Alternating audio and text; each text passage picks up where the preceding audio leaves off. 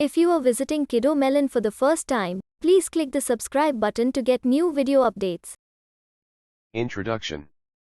Layli Long Soldier. Entering Zitkala-Ša's work is a piercing experience. She was born into, educated by, and lived through some of the most dramatic, one would say genocidal changes for our people. At times while reading I have to swallow, stop, and close the book. I must let her work rest, let my body rest, and enter again slowly. As a Lakota and as a woman, I feel a personal connection and literary lineage to Zitkala-Ša. Likewise, we share tribal kinship through the Oa. Etia Akaun, so her writing often stirs in me an unexplainable vulnerability and empathy. Yet to the thoughtful reader of any heritage her work offers testament to the power of language, documentation, resistance, and maintaining a tenacious hold on cultural values. To feel deeply the import of Zitkala-Ša's writing, one should engage in a spectral reading, a movement through and fluid flipping back and forth from her short stories and poems to her nonfiction. Doing this, we get a sense, a fragrance, of her spirit. By spirit is meant her intent, her drive and motivations. In The School Days of an Indian Girl, Zitkala-Ša's autobiographical account of her boarding school experience, she writes, "I ventured upon a college career against my mother's will. I had written for her approval, but in her reply I found no encouragement. Her few words hinted that I had better give up my slow attempt to learn the white man's ways, and be content to roam over the prairies and find my living upon wild roots. I silenced her by deliberate disobedience." From this we can cross-thread a kind of discourse into the soft-hearted Sioux. As the protagonist, a young Sioux man converted to Christianity through mission school, sits at an open fire with his parents. His grandmother fills her stone pipe and asks, "My grandchild, when are you going to bring here a handsome young woman?" His response is that tense and familiar thread of silence. "I stared into the fire rather than meet her gaze. I said nothing in reply." And to his father's urging that he assume his role as a warrior, the soft-hearted Sioux admits, "Not a word had I to give in answer." It's here that we sense the primary and most ruinous conflict of Zitkala-Ša's time, the unsettling inside the homes, families, and communities of Native people. The most gruesome conflict, make no mistake, was within the self, in the individual heart that was, at one time, culturally defined by connection to others. Native people of Zitkala-Ša's era had to dig, search, and come to terms with what they were capable of, which was sometimes unspeakable. What would we say to one another, in our family? What words would ever surface from our throats to explain the choices Zitkala-Ša's generation had to make? We may wish to consider that in moments of rupture and devastation, e.g., earthquake, volcanic eruption, heartbreak, settler invasion, there are often no words, only the sudden and unimaginable upheaval. Then a violent tearing and breaking. Then silence. All is still. This silence hangs in the air, in the body, until the senses snap alive. And we find ourselves spinning around, frantically, to survey what remains. It's an echo of what the soft-hearted Sioux cried. The moon and stars began to move. Now the white prairie was sky, and the stars lay under my feet. Now again they were turning. At last the starry blue rose up into place. The noise in my ears was still. A great quiet filled the air. In my hand I found my long knife dripping with blood. We ponder the essential grit and wound of Zitkala-Ša's time to understand that her writing was never a fanciful, privileged exploration of an imagined other. Rather, her work was a coal bed, searing with embers of experience, and has become documentation for future generations of the fires she walked through. In her own break and go, namely, her separation from Dakota home life into boarding school, Zitkala-Ša explains that the melancholy of those black days has left so long a shadow that it darkens the path of years that have since gone by. We think about this wound not to permanently fix her work in grief, but to understand that it was essential to her writing, her activism, and her life's purpose. She took up the physical pen and paper, the objects of the white man's ways, and embraced the very education that came from those black days. Yet hers was not a naive and grinning acceptance of these tools. In accounts of her childhood, we know that Zitkala-Ša displayed a prodigious sense of how and when to enact subversion and revenge. Tormented by Christian doctrine that seeped into dreams about the devil, for example, she took a pencil from her apron pocket one morning and pulled a copy of the stories of the Bible down from a shelf. In her words, "I began by scratching out his wicked eyes." A few moments later there was a ragged hole in the page where the picture of the devil had once been. Here we see subversion. As in, who would find the ragged hole? Or when would this page be discovered? And who knows if the book, tucked into a shelf, would ever be opened to that page again anyway? But more important, she responded to the dream. She excised its power over her by taking action. Zitkala-Ša herself names this as revenge. While some may reject or shy away from notions of revenge, we must also remember that when enacted with a certain poetic sensibility and strength, revenge can be a teacher. For us, Zitkala-Ša has dug a hole into the page. She has scratched the eyes out of the devil. When we hold her page, thus, a light streams through. Let's also consider the tone and language that Zitkala-Ša employed. In her approach there is, at times, a gentleness and a conscious, non-threatening invitation to the non-native reader that could alternately be interpreted as appeasing, submissive kowtowing, or, worse, a diminishment of the importance of her truth-telling. In The Great Spirit, for example, she muses about her walks in the green hills along the Missouri River, immersed in the natural beauty of creation itself. She writes with wonder, gazing with a child's eager eye. Here the perspective is deeply reflective, intimately told through the personal eye. However, as she recounts a traditional Dakota story about Stoneboy, she shifts into the explanatory mode, clearly narrating for non-native readers.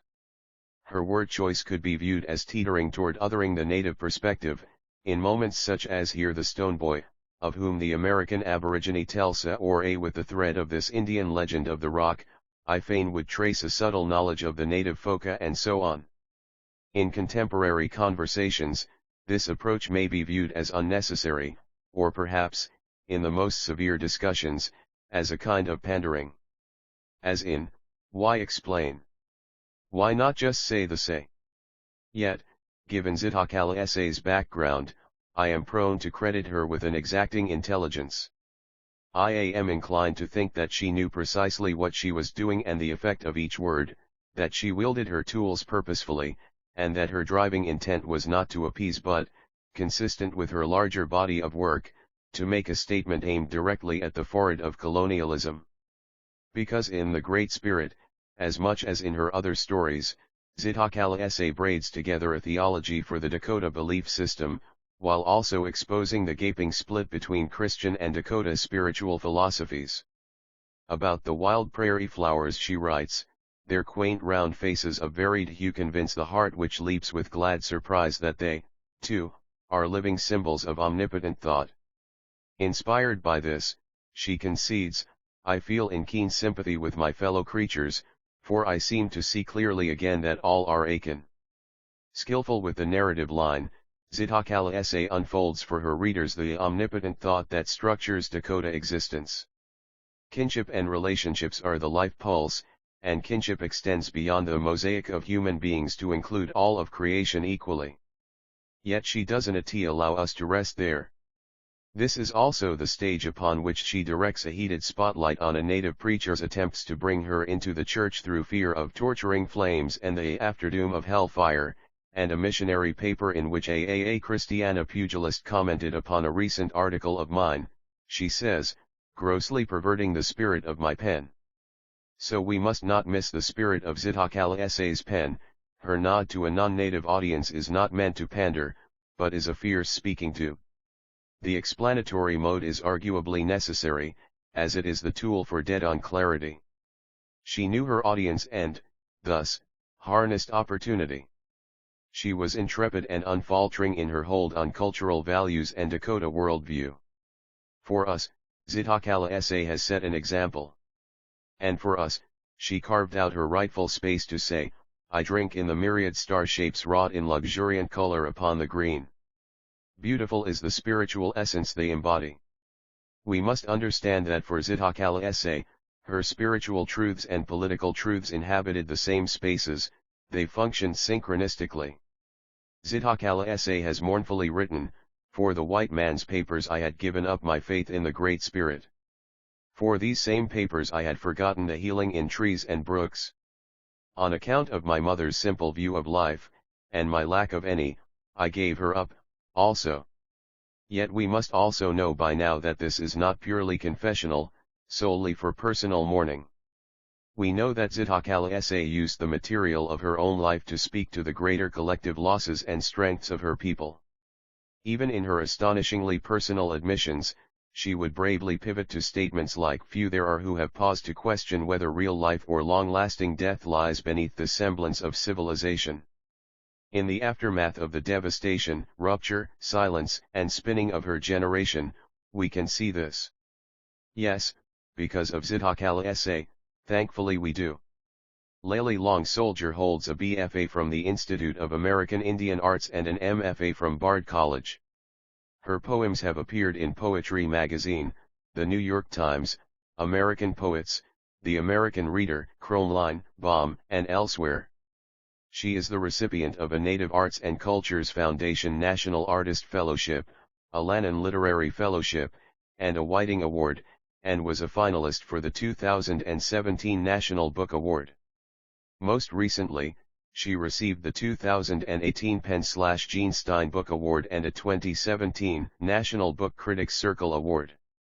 She is the author of Chromosomery, Q Avenue Press, 2010, and Whereas, Grey Wolf Press, 2017. She lives in Santa Fe, New Mexico. Impressions of an Indian Childhood. My mother. A wigwam of weather-stained canvas stood at the base of some irregularly ascending hills. A footpath wound its way gently down the sloping land till it reached the broad river bottom. Creeping through the long swamp grasses that bent over it on either side, it came out on the edge of the Missouri. Here, morning, noon, and evening, my mother came to draw water from the muddy stream for our household use. Always, when my mother started for the river, I stopped my play to run along with her. She was only of medium height.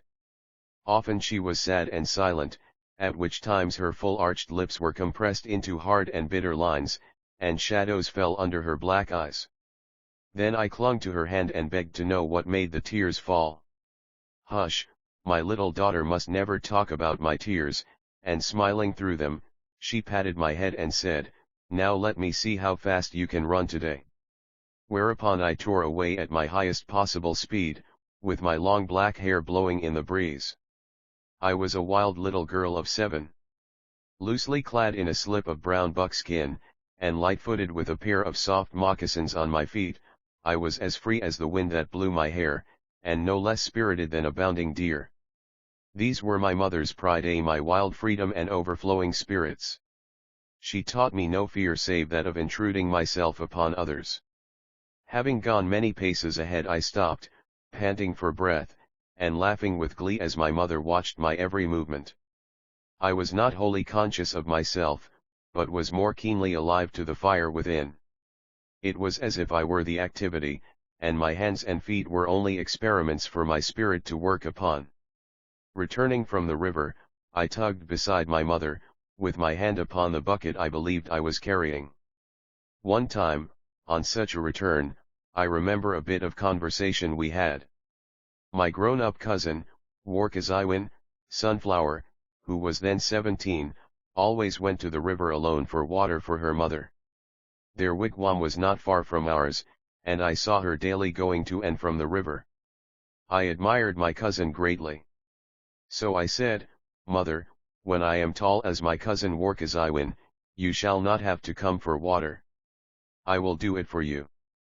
With a strange tremor in her voice which I could not understand, she answered, "If the pale-face does not take away from us the river we drink." "Mother, who is this bad pale-face?" I asked.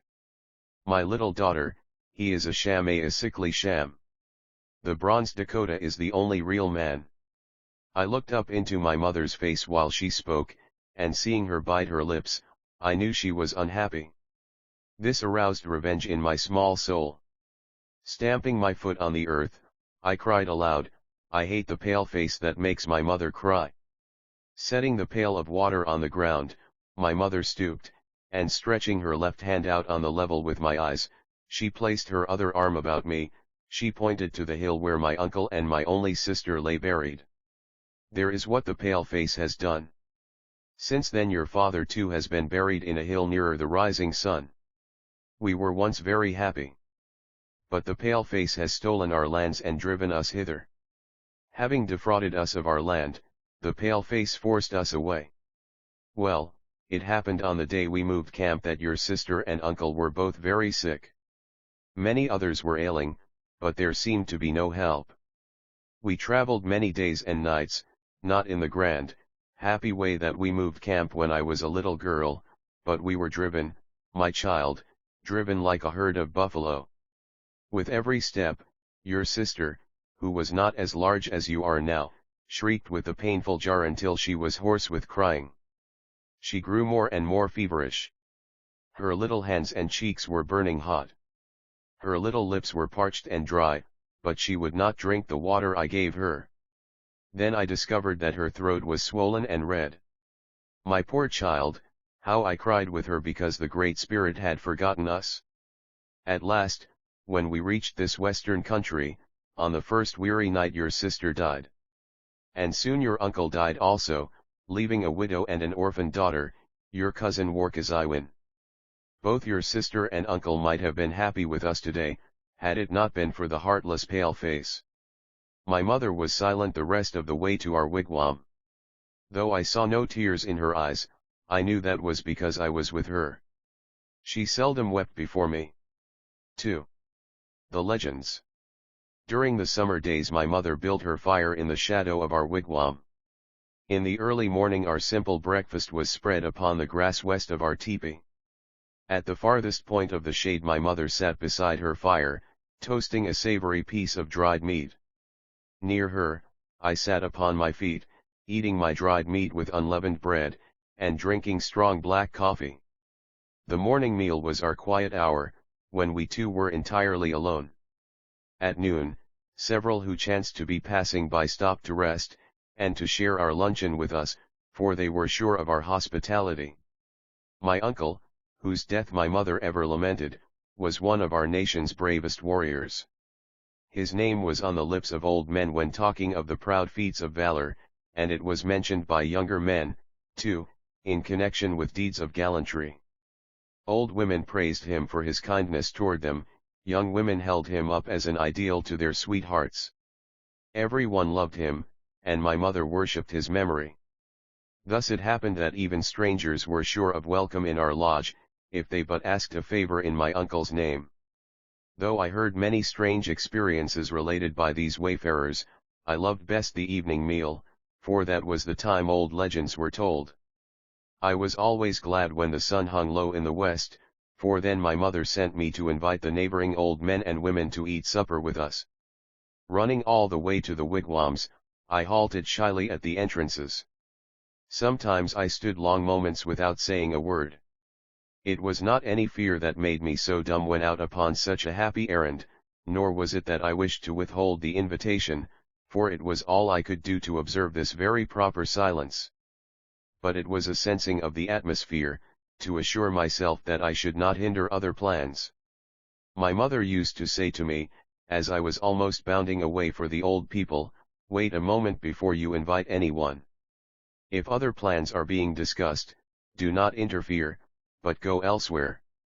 The old folks knew the meaning of my pauses, and often they coaxed my confidence by asking, "What do you seek, little granddaughter?" "My mother says you are to come to our teepee this evening," I instantly exploded, and breathed the freer afterwards. "Yes, yes, gladly, gladly I shall come," each replied. Rising at once and carrying their blankets across one shoulder, they flocked leisurely from their various wigwams toward our dwelling. My mission done, I ran back, skipping and jumping with delight. All out of breath, I told my mother almost the exact words of the answers to my invitation. Frequently she asked, "What were they doing when you entered their teepee?" This taught me to remember all I saw at a single glance. Often I told my mother my impressions without being questioned. While in the neighboring wigwams, sometimes an old Indian woman asked me, "What is your mother doing?" Unless my mother had cautioned me not to tell, I generally answered her questions without reserve. At the arrival of our guests I sat close to my mother, and did not leave her side without first asking her consent. I ate my supper in quiet, listening patiently to the talk of the old people, wishing all the time that they would begin the stories I loved best. At last, when I could not wait any longer, I whispered in my mother's ear, "Ask them to tell my story, mother." Soothing my impatience, my mother said aloud, "My little daughter is anxious to hear your legends." By this time all were through eating, and the evening was fast deepening into twilight. As each in turn began to tell a legend, I pillowed my head in my mother's lap, and lying flat upon my back, I watched the stars as they peeped down upon me, one by one. The increasing interest of the tale aroused me, and I sat up eagerly listening to every word. The old women made funny remarks, and laughed so heartily that I could not help joining them. The distant howling of a pack of wolves or the hooting of an owl in the river bottom frightened me, and I nestled into my mother's lap. She added some dry sticks to the open fire, and the bright flames leaped up into the faces of the old folks as they sat around in a great circle. On such an evening, I remember the glare of the fire shone on a tattooed star upon the brow of the old warrior who was telling a story. I watched him curiously as he made his unconscious gestures. The blue star upon his bronzed forehead was a puzzle to me. Looking about, I saw two parallel lines on the chin of one of the old women. The rest had none. I examined my mother's face, but found no sign there. After the warrior's story was finished, I asked the old woman the meaning of the blue lines on her chin, looking all the while out of the corners of my eyes at the warrior with the star on his forehead.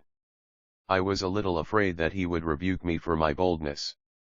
Here the old woman began, "Why, my grandchild, they are signs, secret signs I dare not tell you. I shall, however, tell you a wonderful story about a woman who had a cross tattooed upon each of her cheeks. It was a long story of a woman whose magic power lay hidden behind the marks upon her face." I fell asleep before the story was completed. Ever after that night I felt suspicious of tattooed people. Wherever I saw one I glanced furtively at the mark and round about it, wondering what terrible magic power was covered there. It was rarely that such a fearful story as this one was told by the campfire. Its impression was so acute that the picture still remains vividly clear and pronounced. 3. The beadwork. Soon after breakfast mother sometimes began her beadwork. On a bright, clear day, she pulled out the wooden pegs that pinned the skirt of our wigwam to the ground, and rolled the canvas part way up on its frame of slender poles. Then the cool morning breezes swept freely through our dwelling, now and then wafting the perfume of sweet grasses from newly burnt prairie. Untying the long tasseled strings that bound a small brown buckskin bag, my mother spread upon a mat beside her bunches of colored beads, just as an artist arranges the paints upon his palette. On a lapboard she smoothed out a double sheet of soft white buckskin, and drawing from a beaded case that hung on the left of her wide belt a long, narrow blade, she trimmed the buckskin into shape. Often she worked upon small moccasins for her small daughter. Then I became intensely interested in her designing. With a proud, beaming face, I watched her work. In imagination, I saw myself walking in a new pair of snugly fitting moccasins. I felt the envious eyes of my playmates upon the pretty red beads decorating my feet. Close beside my mother I sat on a rug, with a scrap of buckskin in one hand and an awl in the other. This was the beginning of my practical observation lessons in the art of beadwork. From a skein of finely twisted threads of silvery sinews my mother pulled out a single one. With an awl she pierced the buckskin, and skillfully threaded it with the white sinew. Picking up the tiny beads one by one, she strung them with the point of her thread, always twisting it carefully after every stitch. It took many trials before I learned how to knot my sinew thread on the point of my finger, as I saw her do. Then the next difficulty was in keeping my thread stiffly twisted, so that I could easily string my beads upon it. My mother required of me original designs for my lessons in beading. At first I frequently ensnared many a sunny hour into working a long design. Soon I learned from self-inflicted punishment to refrain from drawing complex patterns, for I had to finish whatever I began. After some experience I usually drew easy and simple crosses and squares. These were some of the set forms. My original designs were not always symmetrical nor sufficiently characteristic, two faults with which my mother had little patience. The quietness of her oversight made me feel strongly responsible and dependent upon my own judgment. She treated me as a dignified little individual as long as I was on my good behavior, and how humiliated I was when some boldness of mine drew forth a rebuke from her. In the choice of colors she left me to my own taste. I was pleased with an outline of yellow upon a background of dark blue, or a combination of red and myrtle green. There was another of red with a bluish gray that was more conventionally used. When I became a little familiar with designing and the various pleasing combinations of color, a harder lesson was given me. It was the sewing on, instead of beads, some tinted porcupine quills, moistened and flattened between the nails of the thumb and forefinger. My mother cut off the prickly ends and burned them at once in the center fire. These sharp points were poisonous, and worked into the flesh wherever they lodged. For this reason, my mother said, I should not do much alone in quills until I was as tall as my cousin Warkaziwin. Always after these confining lessons I was wild with surplus spirits, and found joyous relief in running loose in the open again. Many a summer afternoon a party of 4 or 5 of my playmates roamed over the hills with me. We each carried a light sharpened rod about 4 feet long, with which we pried up certain sweet roots. When we had eaten all the choice roots we chanced upon, we shouldered our rods and strayed off into patches of a stocky plant under whose yellow blossoms we found little crystal drops of gum. Drop by drop we gathered this nature's rock candy, until each of us could boast of a lump the size of a small bird's egg. Soon satiated with its woody flavor, we tossed away our gum, to return again to the sweet roots. I remember well how we used to exchange our necklaces, beaded belts, and sometimes even our moccasins. We pretended to offer them as gifts to one another. We delighted in impersonating our own mothers. We talked of things we had heard them say in their conversations. We imitated their various manners, even to the inflection of their voices. In the lap of the prairie we seated ourselves upon our feet, and leaning our painted cheeks in the palms of our hands, we rested our elbows on our knees, and bent forward as old women were most accustomed to do. While one was telling of some heroic deed recently done by a near relative, the rest of us listened attentively, and exclaimed in undertones, "Han! Han! Yes, yes," whenever the speaker paused for breath, or sometimes for our sympathy.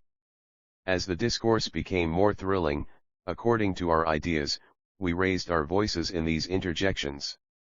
In these impersonations our parents were led to say only those things that were in common favor. No matter how exciting a tale we might be rehearsing, the mere shifting of a cloud shadow in the landscape nearby was sufficient to change our impulses, and soon we were all chasing the great shadows that played among the hills. We shouted and whooped in the chase, laughing and calling to one another.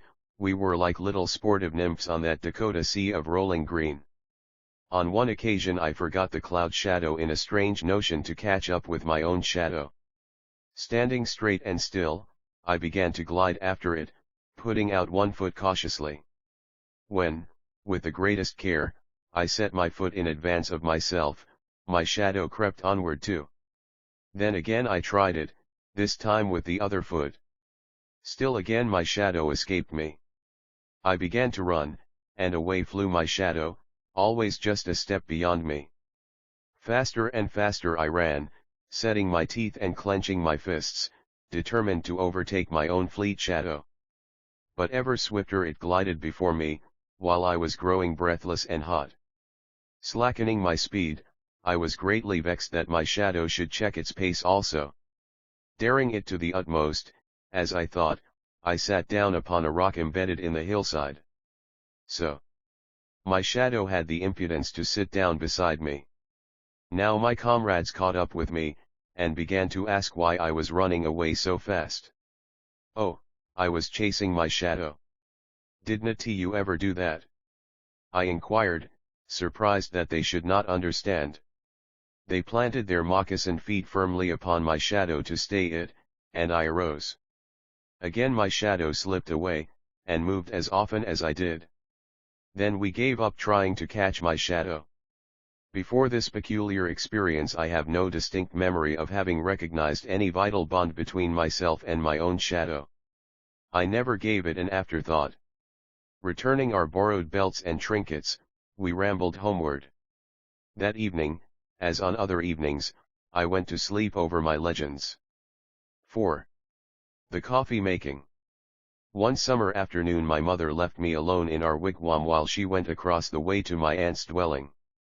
I did not much like to stay alone in our teepee, for I feared a tall, broad-shouldered crazy man, some 40 years old, who walked loose among the hills. Wiyakanapana, wearer of a feather necklace, was harmless, and whenever he came into a wigwam he was driven there by extreme hunger. He went nude except for the half of a red blanket he girdled around his waist.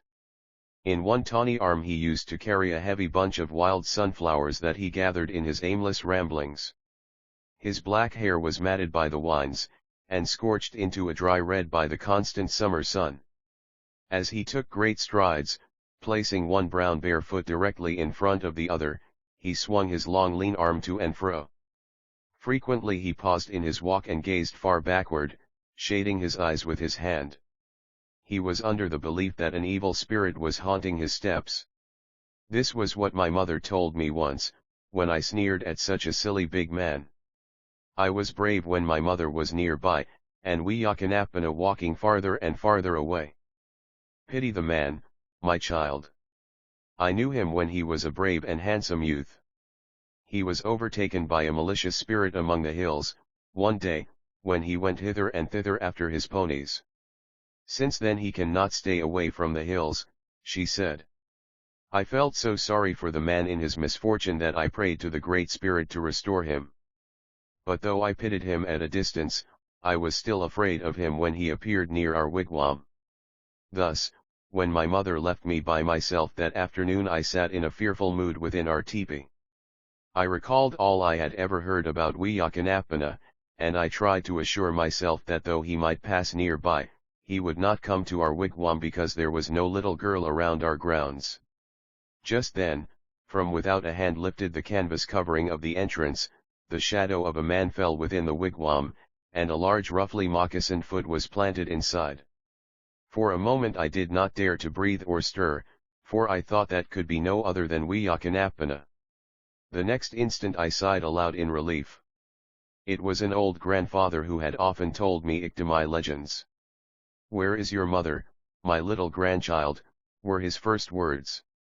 "My mother is soon coming back from my aunt's teepee," I replied. "Then I shall wait a while for her return," he said, crossing his feet and seating himself upon a mat. At once I began to play the part of a generous hostess. I turned to my mother's coffee pot. Lifting the lid, I found nothing but coffee grounds in the bottom. I set the pot on a heap of cold ashes in the center, and filled it half full of warm Missouri River water. During this performance I felt conscious of being watched. Then breaking off a small piece of our unleavened bread, I placed it in a bowl. Turning soon to the coffee pot, which would never have boiled on a dead fire had I waited forever, I poured out a cup of worse than muddy warm water. Carrying the bowl in one hand and cup in the other, I handed the light luncheon to the old warrior. I offered them to him with the air of bestowing generous hospitality. How, he said, and placed the dishes on the ground in front of his crossed feet. He nibbled at the bread and sipped from the cup. I sat back against a pole watching him. I was proud to have succeeded so well in serving refreshments to a guest all by myself. Before the old warrior had finished eating, my mother entered. Immediately she wondered where I had found coffee, for she knew I had never made any, and that she had left the coffee pot empty. Answering the question in my mother's eyes, the warrior remarked, "My granddaughter made coffee on a heap of dead ashes, and served me the moment I came." They both laughed, and mother said, "Wait a little longer, and I shall build a fire." She meant to make some real coffee. But neither she nor the warrior, whom the law of our custom had compelled to partake of my insipid hospitality, said anything to embarrass me. They treated my best judgment, poor as it was, with the utmost respect. It was not till long years afterward that I learned how ridiculous a thing I had done. V. The dead man's plum bush. One autumn afternoon many people came streaming toward the dwelling of our near neighbor. With painted faces, and wearing broad white bosoms of elk's teeth, they hurried down the narrow footpath to Harakawamdi's wigwam. Young mothers held their children by the hand, and half pulled them along in their haste. They overtook and passed by the bent old grandmothers who were trudging along with crooked canes toward the center of excitement. Most of the young braves galloped hither on their ponies. Toothless warriors, like the old women, came more slowly, though mounted on lively ponies. They sat proudly erect on their horses. They wore their eagle plumes, and waved their various trophies of former wars. In front of the wigwam a great fire was built, and several large black kettles of venison were suspended over it. The crowd were seated about it on the grass in a great circle. Behind them some of the braves stood leaning against the necks of their ponies, their tall figures draped in loose robes which were well drawn over their eyes. Young girls, with their faces glowing like bright red autumn leaves, their glossy braids falling over each ear, sat coquettishly beside their chaperones. It was a custom for young Indian women to invite some older relative to escort them to the public feasts. Though it was not an iron law, it was generally observed. Harakawamdi was a strong young brave, who had just returned from his first battle, a warrior. His near relatives, to celebrate his new rank, were spreading a feast to which the whole of the Indian village was invited. Holding my pretty striped blanket in readiness to throw over my shoulders, I grew more and more restless as I watched the gay throng assembling. My mother was busily broiling a wild duck that my aunt had that morning brought over. "Mother, mother, why do you stop to cook a small meal when we are invited to a feast?" I asked, with a snarl in my voice. "My child, learn to wait. On our way to the celebration we are going to stop at Chanyu's wigwam. His aged mother-in-law is lying very ill, and I think she would like a taste of this small game." Having once seen the suffering on the thin, pinched features of this dying woman, I felt a momentary shame that I had not remembered her before. On our way I ran ahead of my mother and was reaching out my hand to pick some purple plums that grew on a small bush, when I was checked by a low sh, from my mother. "Why, mother, I want to taste the plums," I exclaimed, as I dropped my hand to my side in disappointment. "Never pluck a single plum from this brush, my child, for its roots are wrapped around an Indian skeleton. A brave is buried here. While he lived he was so fond of playing the game of striped plum seeds that, at his death, his set of plum seeds were buried in his hands. From them sprang up this little bush." Eyeing the forbidden fruit, I trod lightly on the sacred ground, and dared to speak only in whispers until we had gone many paces from it. After that time I halted in my ramblings whenever I came in sight of the plum bush. I grew sober with awe, and was alert to hear a long drawn-out whistle rise from the roots of it. Though I had never heard with my own ears this strange whistle of departed spirits, yet I had listened so frequently to hear the old folks describe it that I knew I should recognize it at once. The lasting impression of that day, as I recall it now, is what my mother told me about the dead man's plum bush. 6. The ground squirrel. In the busy autumn days my cousin Warkaziwin's mother came to our wigwam to help my mother preserve foods for our winter use. I was very fond of my aunt, because she was not so quiet as my mother. Though she was older, she was more jovial and less reserved. She was slender and remarkably erect. While my mother's hair was heavy and black, My aunt had unusually thin locks. Ever since I knew her, she wore a string of large blue beads around her neck, beads that were precious because my uncle had given them to her when she was a younger woman. She had a peculiar swing in her gait, caused by a long stride rarely natural to so slight a figure. It was during my aunt's visit with us that my mother forgot her accustomed quietness, often laughing heartily at some of my aunt's witty remarks. I loved my aunt threefold, for her hearty laughter, for the cheerfulness she caused my mother, and most of all for the times she dried my tears and held me in her lap, when my mother had reproved me. Early in the cool mornings, just as the yellow rim of the sun rose above the hills, we were up and eating our breakfast. We awoke so early that we saw the sacred hour when a misty smoke hung over a pit surrounded by an impassable sinking mire. This strange smoke appeared every morning, both winter and summer, but most visibly in midwinter it rose immediately above the marshy spot. By the time the full face of the sun appeared above the eastern horizon, the smoke vanished. Even very old men, who had known this country the longest, said that the smoke from this pit had never failed a single day to rise heavenward. As I frolicked about our dwelling, I used to stop suddenly, and with a fearful awe watch the smoking of the unknown fires. While the vapor was visible, I was afraid to go very far from our wigwam unless I went with my mother. From a field in the fertile river bottom my mother and aunt gathered an abundant supply of corn. Near our teepee they spread a large canvas upon the grass, and dried their sweet corn in it. I was left to watch the corn, that nothing should disturb it. I played around it with dolls made of ears of corn. I braided their soft fine silk for hair, and gave them blankets as various as the scraps I found in my mother's workbag. There was a little stranger with a black and yellow striped coat that used to come to the drying corn. It was a little ground squirrel, who was so fearless of me that he came to one corner of the canvas and carried away as much of the sweet corn as he could hold. I wanted very much to catch him and rub his pretty fur back, but my mother said he would be so frightened if I caught him that he would bite my fingers. So I was as content as he to keep the corn between us. Every morning he came for more corn.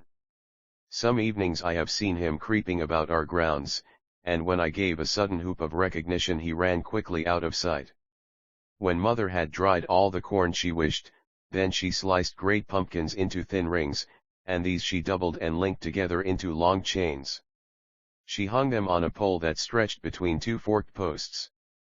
The wind and sun soon thoroughly dried the chains of pumpkin. Then she packed them away in a case of thick and stiff buckskin. In the sun and wind she also dried many wild fruits, cherries, berries, and plums. But chiefest among my early recollections of autumn is that one of the corn drying and the ground squirrel. I have few memories of winter days at this period of my life, though many of the summer. There is one only which I can recall.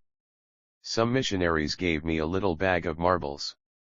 They were all sizes and colors. Among them were some of colored glass. Walking with my mother to the river, on a late winter day, we found great chunks of ice piled all along the bank. The ice on the river was floating in huge pieces. As I stood beside one large block, I noticed for the first time the colors of the rainbow in the crystal ice. Immediately I thought of my glass marbles at home. With my bare fingers I tried to pick out some of the colors, for they seemed so near the surface. But my fingers began to sting with the intense cold, and I had to bite them hard to keep from crying. From that day on, for many a moon, I believed that glass marbles had river ice inside of them. 7. The big red apples. The first turning away from the easy, natural flow of my life occurred in an early spring. It was in my 8th year, in the month of March, I afterward learned. At this age I knew but one language, and that was my mother's native tongue.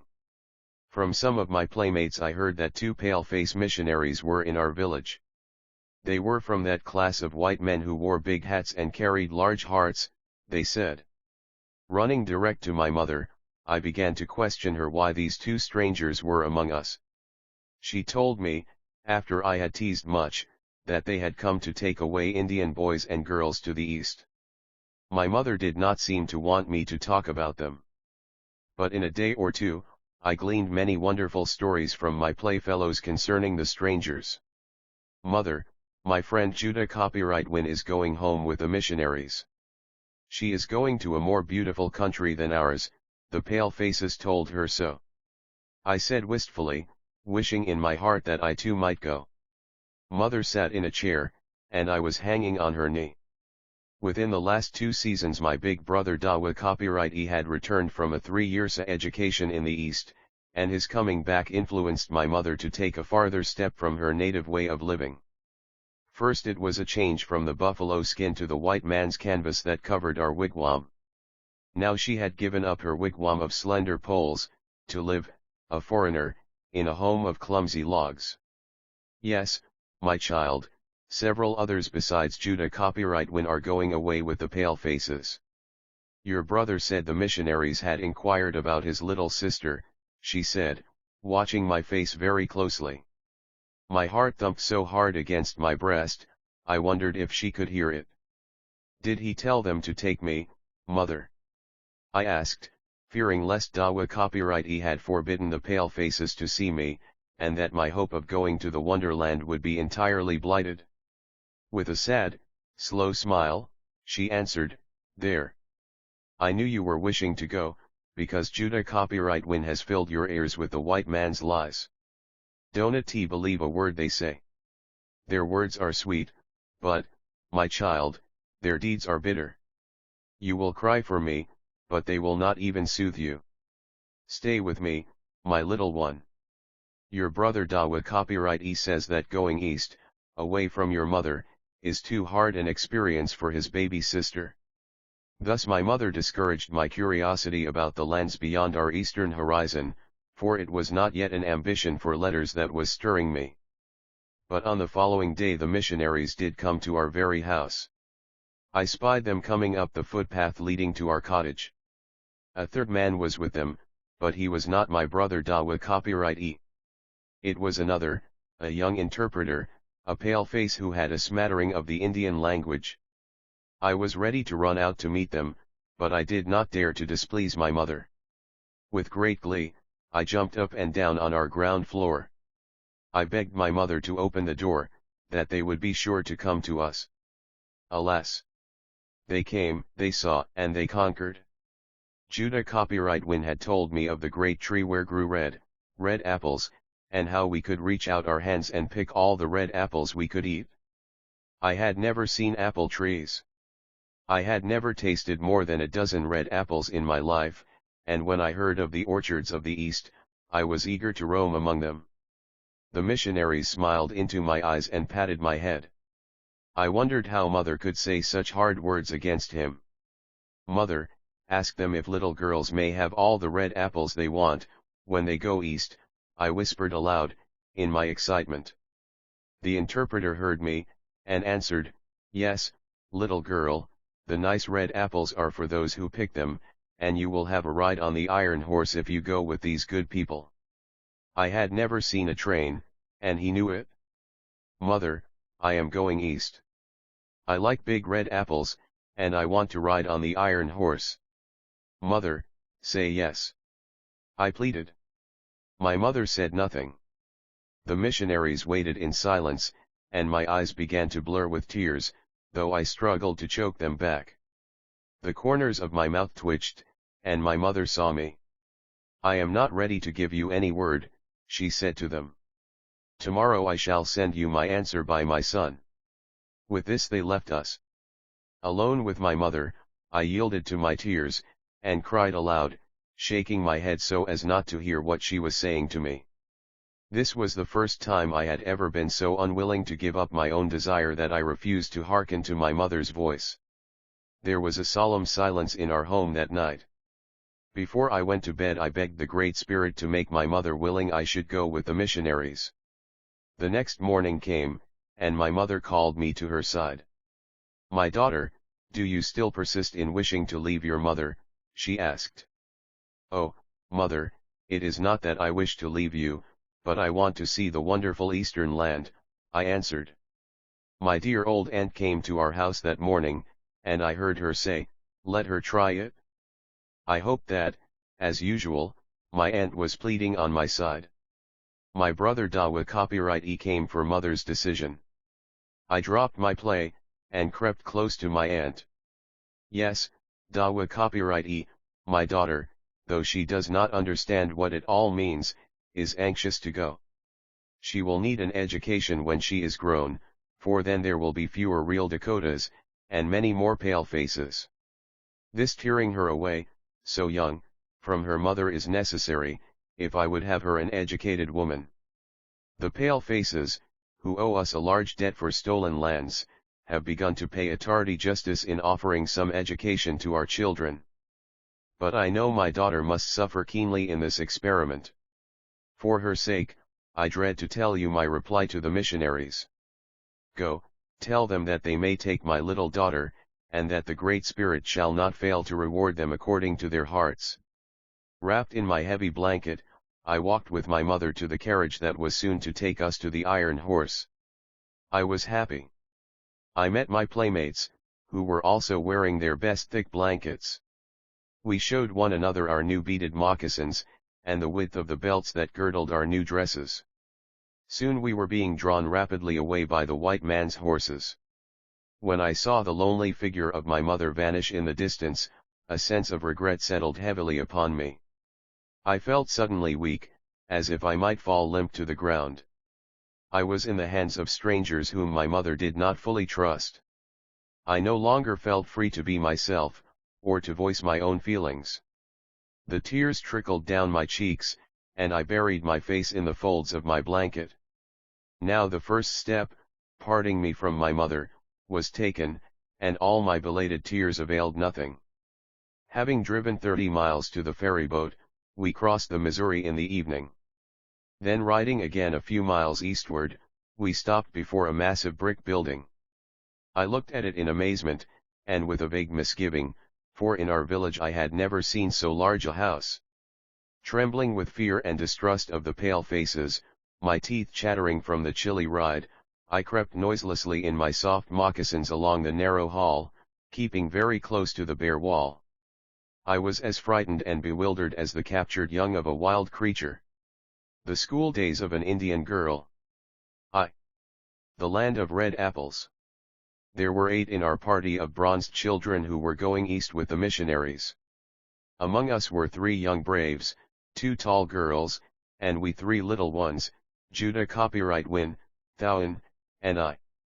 We had been very impatient to start on our journey to the red apple country, which, we were told, lay a little beyond the great circular horizon of the western prairie.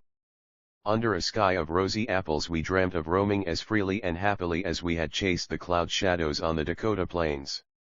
We had anticipated much pleasure from a ride on the Iron Horse, but the throngs of staring pale faces disturbed and troubled us. On the train, fair women, with tottering babies on each arm, stopped their haste and scrutinized the children of absent mothers. Large men, with heavy bundles in their hands, halted nearby, and riveted their glassy blue eyes upon us. I sank deep into the corner of my seat, for I resented being watched. Directly in front of me, children who were no larger than I hung themselves upon the backs of their seats, with their bold white faces toward me. Sometimes they took their forefingers out of their mouths and pointed at my moccasined feet. Their mothers, instead of reproving such rude curiosity, looked closely at me, and attracted their children's further notice to my blanket. This embarrassed me, and kept me constantly on the verge of tears. I sat perfectly still, with my eyes downcast, daring only now and then to shoot long glances around me. Chancing to turn to the window at my side, I was quite breathless upon seeing one familiar object. It was the telegraph pole which strode by at short paces. Very near my mother's dwelling, along the edge of a road thickly bordered with wild sunflowers, some poles like these had been planted by white men. Often I had stopped, on my way down the road, to hold my ear against the pole, and, hearing its low moaning, I used to wonder what the pale face had done to hurt it. Now I sat watching for each pole that glided by to be the last one. In this way I had forgotten my uncomfortable surroundings, when I heard one of my comrades call out my name. I saw the missionary standing very near, tossing candies and gums into our midst.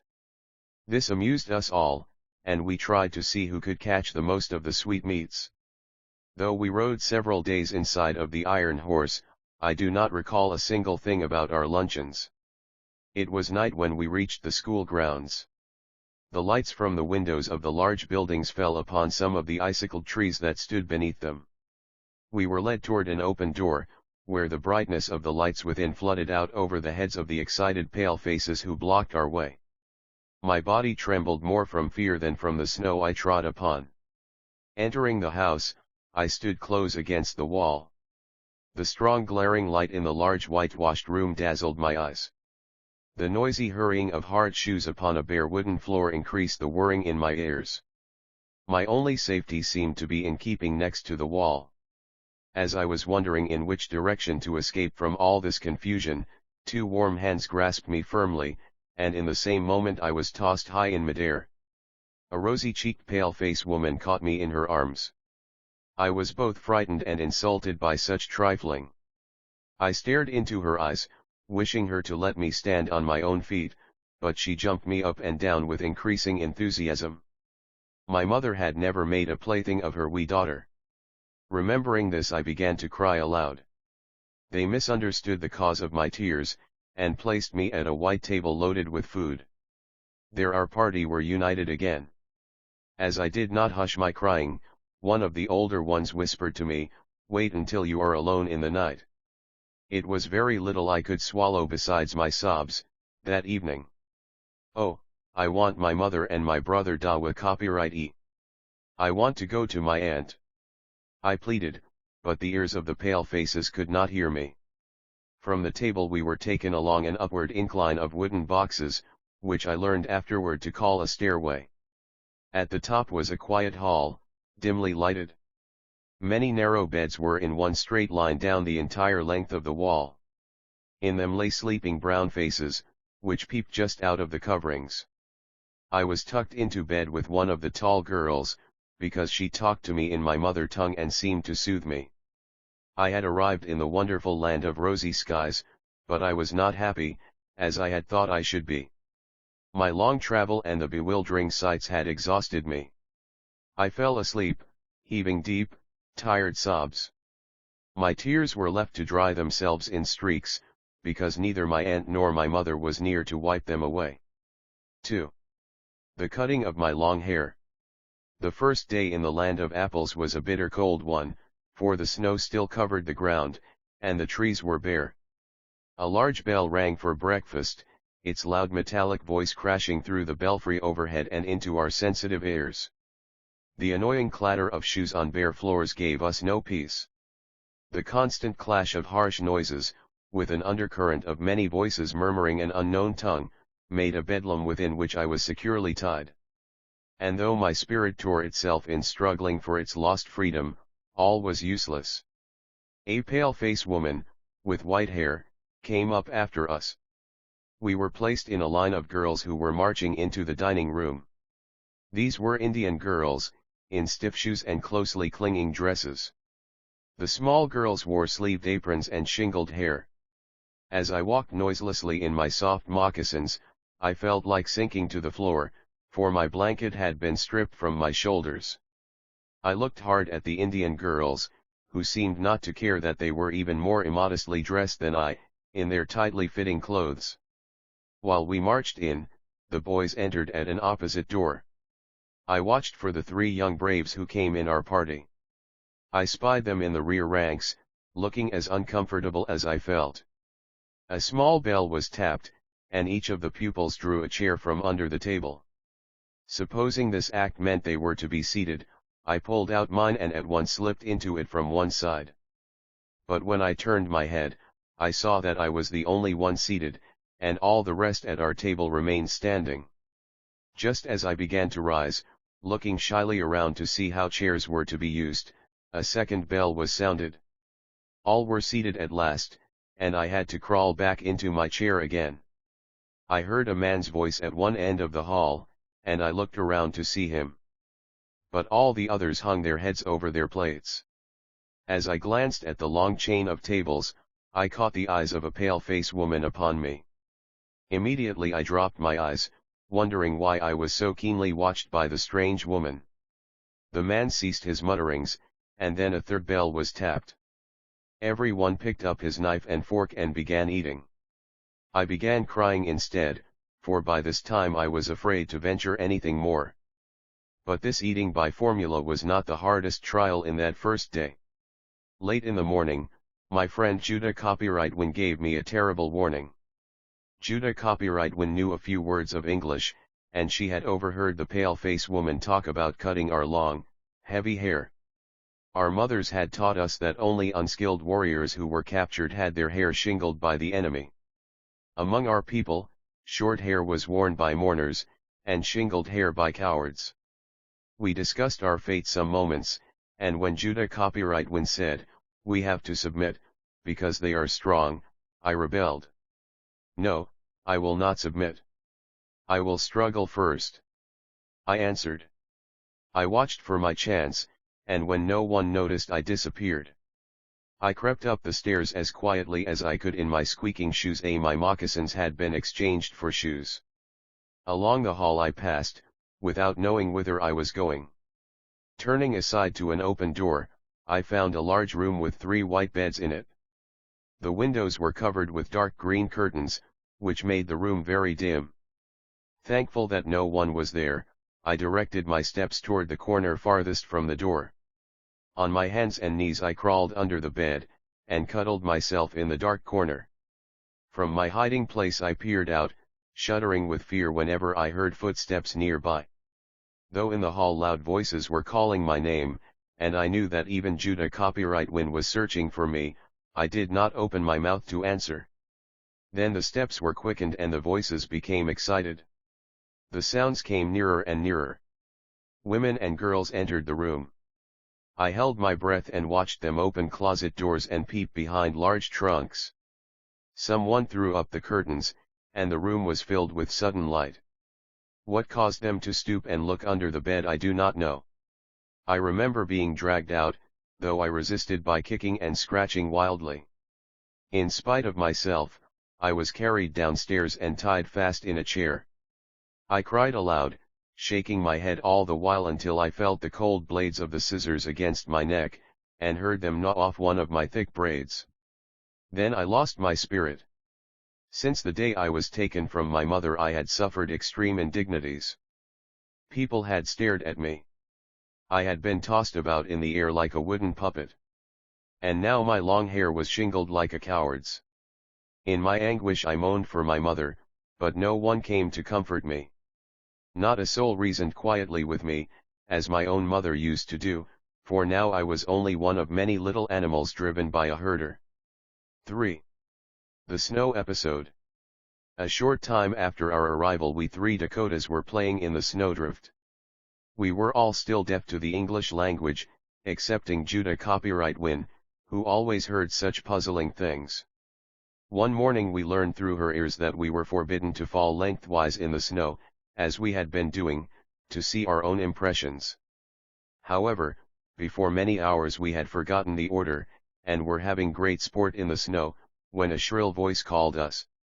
Looking up, we saw an imperative hand beckoning us into the house. We shook the snow off ourselves, and started toward the woman as slowly as we dared. Judah Copyrightwin said, "Now the pale-face is angry with us. She is going to punish us for falling into the snow. If she looks straight into your eyes and talks loudly, you must wait until she stops. Then, after a tiny pause, say, 'No, the rest of the way we practiced upon the little word no.'" As it happened, Thowen was summoned to judgment first. The door shut behind her with a click.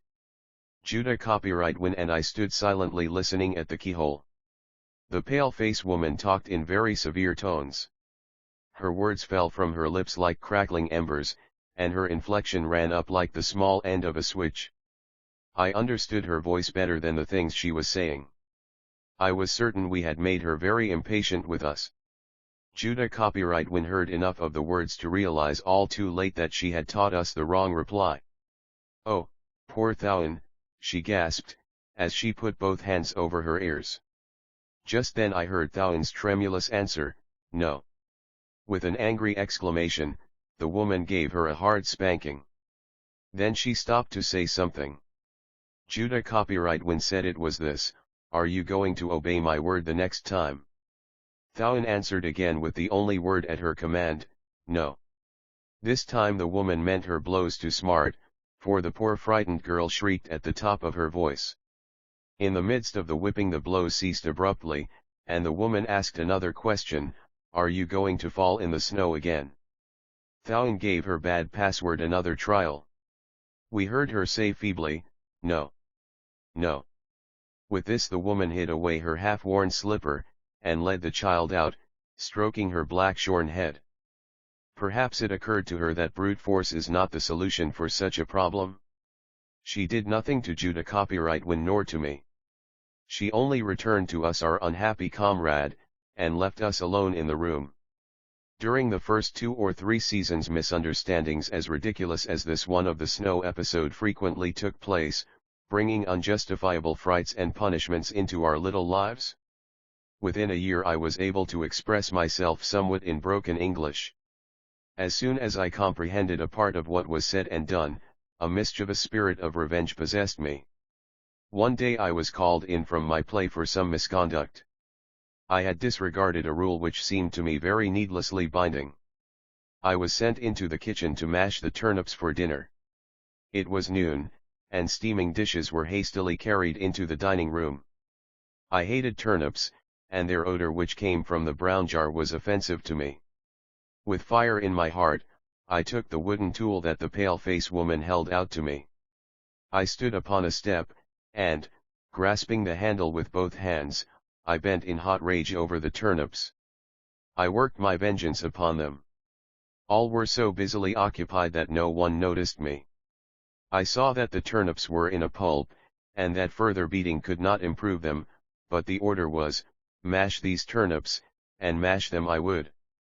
I renewed my energy, and as I sent the masher into the bottom of the jar, I felt a satisfying sensation that the weight of my body had gone into it. Just here a pale-faced woman came up to my table. As she looked into the jar, she shoved my hands roughly aside. I stood fearless and angry. She placed her red hands upon the rim of the jar. Then she gave one lift and strode away from the table. But lo! The pulpy contents fell through the crumbled bottom to the floor. She spared me no scolding phrases that I had earned. I did not heed them. I felt triumphant in my revenge, though deep within me I was a wee bit sorry to have broken the jar. As I sat eating my dinner, and saw that no turnips were served, I whooped in my heart for having once asserted the rebellion within me. 4. The Devil. Among the legends the old warriors used to tell me were many stories of evil spirits. But I was taught to fear them no more than those who stalked about in material guise. I never knew there was an insolent chieftain among the bad spirits, who dared to array his forces against the Great Spirit, until I heard this white man's legend from a pale-faced woman. Out of a large book she showed me a picture of the white man's devil. I looked in horror upon the strong claws that grew out of his fur-covered fingers. His feet were like his hands. Trailing at his heels was a scaly tail tipped with a serpent's open jaws. His face was a patchwork, he had bearded cheeks, like some I had seen pale faces wear, his nose was an eagle's bill, and his sharp-pointed ears were pricked up like those of a sly fox. Above them a pair of cow's horns curved upward. I trembled with awe, and my heart throbbed in my throat, as I looked at the king of evil spirits. Then I heard the pale-faced woman say that this terrible creature roamed loose in the world, and that little girls who disobeyed school regulations were to be tortured by him. That night I dreamt about this evil divinity. Once again I seemed to be in my mother's cottage. An Indian woman had come to visit my mother. On opposite sides of the kitchen stove, which stood in the center of the small house, my mother and her guest were seated in straight-backed chairs. I played with a train of empty spools hitched together on a string. It was night, and the wick burned feebly. Suddenly I heard someone turn our doorknob from without. My mother and the woman hushed their talk, and both looked toward the door. It opened gradually. I waited behind the stove. The hinges squeaked as the door was slowly, very slowly pushed inward. Then in rushed the devil. He was tall. He looked exactly like the picture I had seen of him in the white man's papers. He did not speak to my mother, because he did not know the Indian language, but his glittering yellow eyes were fastened upon me. He took long strides around the stove, passing behind the woman's chair. I threw down my spools, and ran to my mother. He did not fear her, but followed closely after me. Then I ran round and round the stove, crying aloud for help. But my mother and the woman seemed not to know my danger. They sat still, looking quietly upon the devil's chase after me. At last I grew dizzy. My head revolved as on a hidden pivot. My knees became numb, and doubled under my weight like a pair of knife blades without a spring. Beside my mother's chair I fell in a heap. Just as the devil stooped over me with outstretched claws, my mother awoke from her quiet indifference, and lifted me on her lap. Whereupon the devil vanished, and I was awake. On the following morning I took my revenge upon the devil. Stealing into the room where a wall of shelves was filled with books, I drew forth the stories of the Bible. With a broken slate pencil I carried in my apron pocket, I began by scratching out his wicked eyes. A few moments later, when I was ready to leave the room, there was a ragged hole in the page where the picture of the devil had once been. V. Iron routine. A loud clamoring bell awakened us at 6:30 in the cold winter mornings. From happy dreams of western rolling lands and unlassoed freedom we tumbled out upon chilly bare floors back again into a pale-faced day. We had short time to jump into our shoes and clothes, and wet our eyes with icy water, before a small handbell was vigorously rung for roll call. There were too many drowsy children and too numerous orders for the day to waste a moment in any apology to nature for giving her children such a shock in the early morning. We rushed downstairs, bounding over 2 high steps at a time, to land in the assembly room. A pale-faced woman, with a yellow-covered roll book open on her arm and a gnawed pencil in her hand, appeared at the door. Her small, tired face was coldly lighted with a pair of large grey eyes. She stood still in a halo of authority, while over the rim of her spectacles her eyes pried nervously about the room. Having glanced at her long list of names and called out the first one, she tossed up her chin and peered through the crystals of her spectacles to make sure of the answer here. Relentlessly her pencil black-marked our daily records if we were not present to respond to our names, and no chum of ours had done it successfully for us. No matter if a dull headache or the painful cough of slow consumption had delayed the absentee, there was only time enough to mark the tardiness.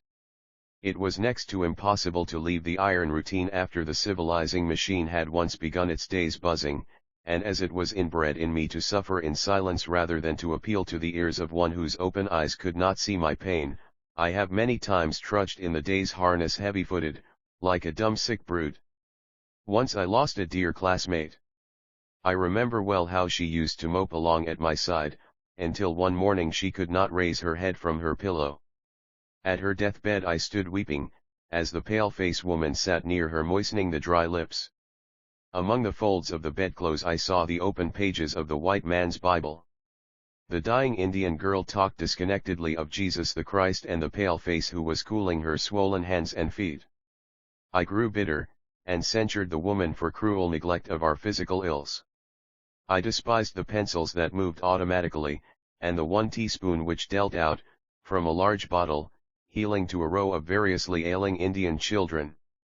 I blamed the hard-working, well-meaning, ignorant woman who was inculcating in our hearts her superstitious ideas. Though I was sullen in all my little troubles, as soon as I felt better I was ready again to smile upon the cruel woman. Within a week I was again actively testing the chains which tightly bound my individuality like a mummy for burial. The melancholy of those black days has left so long a shadow that it darkens the path of years that have since gone by. These sad memories rise above those of smoothly grinding school days. Perhaps my Indian nature is the moaning wind which stirs them now for their present record.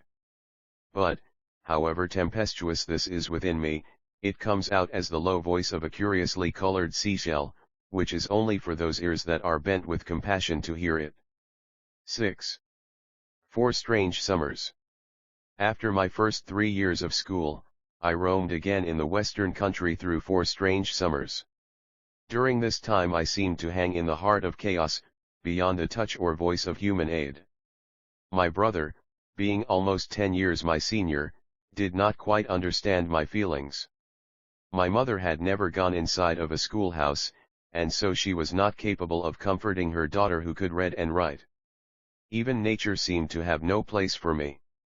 I was neither a wee girl nor a tall one, neither a wild Indian nor a tame one.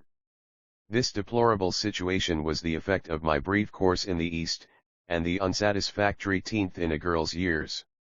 It was under these trying conditions that, one bright afternoon, as I sat restless and unhappy in my mother's cabin, I caught the sound of the spirited step of my brother's pony on the road which passed by our dwelling. Soon I heard the wheels of a light buckboard, and Dawa Copyright's familiar hoe, to his pony. He alighted upon the bare ground in front of our house. Tying his pony to one of the projecting corner logs of the low-roofed cottage, he stepped upon the wooden doorstep. I met him there with a hurried greeting, and, as I passed by, he looked a quiet wad into my eyes.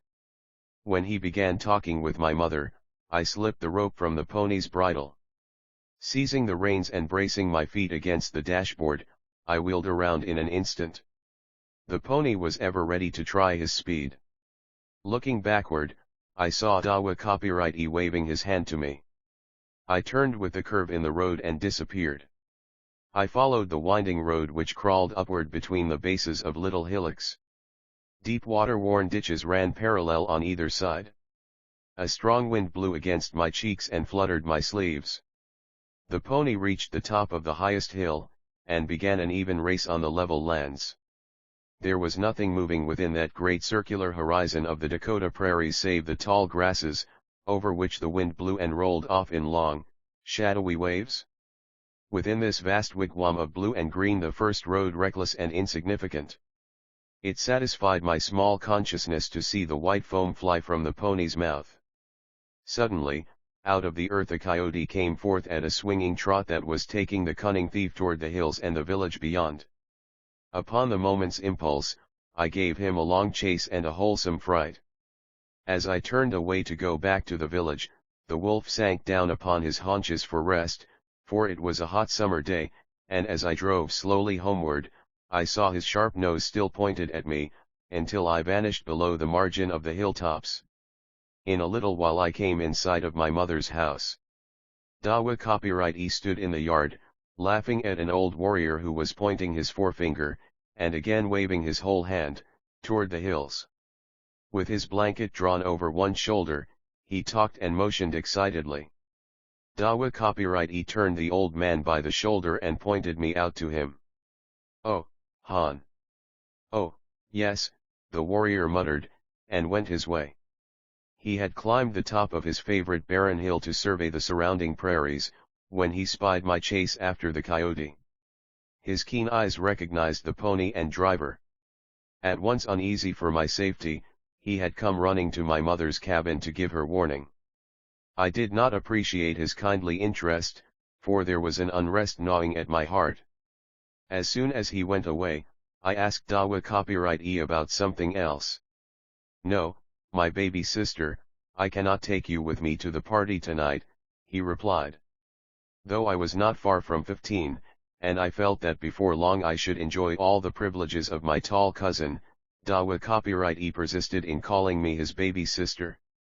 That moonlight night, I cried in my mother's presence when I heard the jolly young people pass by our cottage.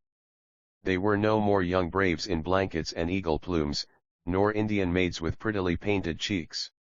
They had gone 3 years to school in the East, and had become civilized. The young men wore the white man's coat and trousers, with bright neckties. The girls wore tight muslin dresses, with ribbons at neck and waist. At these gatherings they talked English. I could speak English almost as well as my brother, but I was not properly dressed to be taken along. I had no hat, no ribbons, and no close-fitting gown. Since my return from school I had thrown away my shoes, and wore again the soft moccasins.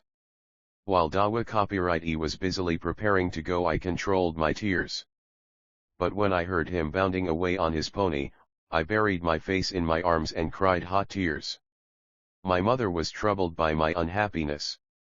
Coming to my side, she offered me the only printed matter we had in our home.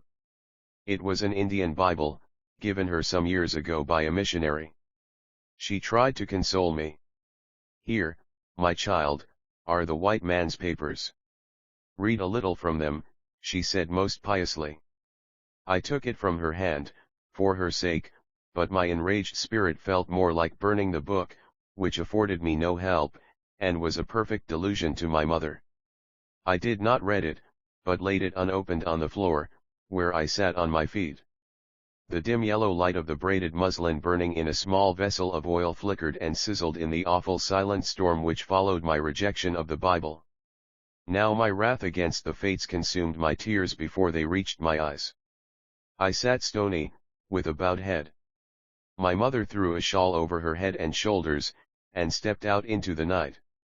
After an uncertain solitude, I was suddenly aroused by a loud cry piercing the night.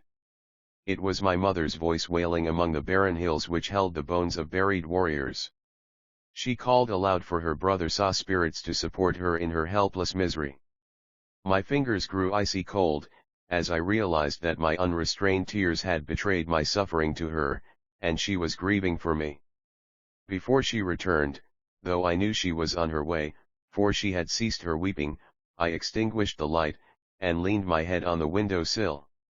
Many schemes of running away from my surroundings hovered about in my mind. A few more moons of such a turmoil drove me away to the Eastern school. I rode on the white man's iron steed, thinking it would bring me back to my mother in a few winters, when I should be grown tall, and there would be congenial friends awaiting me. 7. Incurring my mother's displeasure. In the second journey to the east I had not come without some precautions. I had a secret interview with one of our best medicine men, and when I left his wigwam I carried securely in my sleeve a tiny bunch of magic roots. This possession assured me of friends wherever I should go. So absolutely did I believe in its charms that I wore it through all the school routine for more than a year. Then, before I lost my faith in the dead roots, I lost the little buckskin bag containing all my good luck. At the close of this second term of 3 years I was the proud owner of my first diploma. The following autumn I ventured upon a college career against my mother's will. I had written for her approval, but in her reply I found no encouragement. She called my notice to her neighbor Sa children, who had completed their education in 3 years. They had returned to their homes, and were then talking English with the frontier settlers. Her few words hinted that I had better give up my slow attempt to learn the white man's ways, and be content to roam over the prairies and find my living upon wild roots. I silenced her by deliberate disobedience. Thus, homeless and heavy-hearted, I began anew my life among strangers. As I hid myself in my little room in the college dormitory, away from the scornful and yet curious eyes of the students, I pined for sympathy. Often I wept in secret, wishing I had gone west, to be nourished by my mother's love, instead of remaining among a cold race whose hearts were frozen hard with prejudice. During the fall and winter seasons I scarcely had a real friend, though by that time several of my classmates were courteous to me at a safe distance. My mother had not yet forgiven my rudeness to her, and I had no moment for letter writing. By daylight and lamplight, I spun with reeds and thistles, until my hands were tired from their weaving, the magic design which promised me the white man's respect. At length, in the spring term, I entered an oratorical contest among the various classes. As the day of competition approached, it did not seem possible that the event was so near at hand, but it came. In the chapel the classes assembled together, with their invited guests. The high platform was carpeted, and gaily festooned with college colors. A bright white light illumined the room, and outlined clearly the great polished beams that arched the domed ceiling. The assembled crowds filled the air with pulsating murmurs. When the hour for speaking arrived all were hushed. but on the wall the old clock which pointed out the trying moment ticked calmly on. One after another I saw and heard the orators. Still, I could not realize that they longed for the favorable decision of the judges as much as I did. Each contestant received a loud burst of applause, and some were cheered heartily. Too soon my turn came, and I paused a moment behind the curtains for a deep breath. After my concluding words, I heard the same applause that the others had called out. Upon my retreating steps, I was astounded to receive from my fellow students a large bouquet of roses tied with flowing ribbons. With the lovely flowers I fled from the stage. This friendly token was a rebuke to me for the hard feelings I had borne them. Later, the decision of the judges awarded me the first place. Then there was a mad uproar in the hall, where my classmates sang and shouted my name at the top of their lungs, and the disappointed students howled and brayed in fearfully dissonant tin trumpets. In this excitement, happy students rushed forward to offer their congratulations. And I could not conceal a smile when they wished to escort me in a procession to the students' parlor, where all were going to calm themselves. Thanking them for the kind spirit which prompted them to make such a proposition, I walked alone with the knight to my own little room. A few weeks afterward, I appeared as the college representative in another contest. This time the competition was among orators from different colleges in our state. It was held at the state capitol, in one of the largest opera houses. Here again was a strong prejudice against my people. In the evening, as the great audience filled the house, the student bodies began warring among themselves. Fortunately, I was spared witnessing any of the noisy wrangling before the contest began. The slurs against the Indian that stained the lips of our opponents were already burning like a dry fever within my breast. But after the orations were delivered, a deeper burn awaited me. There, before that vast ocean of eyes, some college rowdies threw out a large white flag, with a drawing of a most forlorn Indian girl on it. Under this they had printed in bold black letters words that ridiculed the college which was represented by a squaw. Such worse than barbarian rudeness embittered me. While we waited for the verdict of the judges, I gleamed fiercely upon the throngs of pale faces. My teeth were hard set, as I saw the white flag still floating insolently in the air. Then anxiously we watched the man carry toward the stage the envelope containing the final decision. There were 2 prizes given, that night, and one of them was mine. The evil spirit laughed within me when the white flag dropped out of sight, and the hands which hurled it hung limp in defeat. Leaving the crowd as quickly as possible, I was soon in my room. The rest of the night I sat in an armchair and gazed into the crackling fire. I laughed no more in triumph when thus alone. The little taste of victory did not satisfy a hunger in my heart. In my mind I saw my mother far away on the western plains, and she was holding a charge against me. An Indian teacher among Indians. My first day. Though an illness left me unable to continue my college course, my pride kept me from returning to my mother. Had she known of my worn condition, she would have said the white man's papers were not worth the freedom and health I had lost by them. Such a rebuke from my mother would have been unbearable, and as I felt then it would be far too true to be comfortable. Since the winter when I had my first dreams about red apples I had been traveling slowly toward the morning horizon. There had been no doubt about the direction in which I wished to go to spend my energies in a work for the Indian race.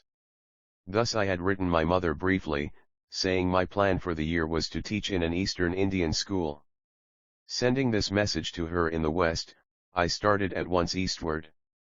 Thus I found myself, tired and hot, in a black veiling of car smoke, as I stood wearily on a street corner of an old-fashioned town, waiting for a car. In a few moments more I should be on the school grounds, where a new work was ready for my inexperienced hands. Upon entering the school campus, I was surprised at the thickly clustered buildings which made it a quaint little village, much more interesting than the town itself.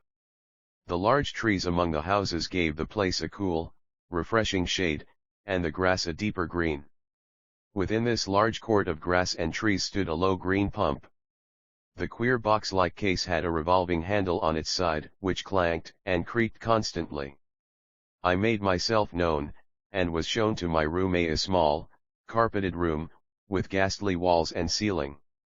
The two windows, both on the same side, were curtained with heavy muslin yellowed with age. A clean white bed was in one corner of the room, and opposite it was a square pine table covered with a black woolen blanket. Without removing my hat from my head, I seated myself in one of the two stiff-backed chairs that were placed beside the table.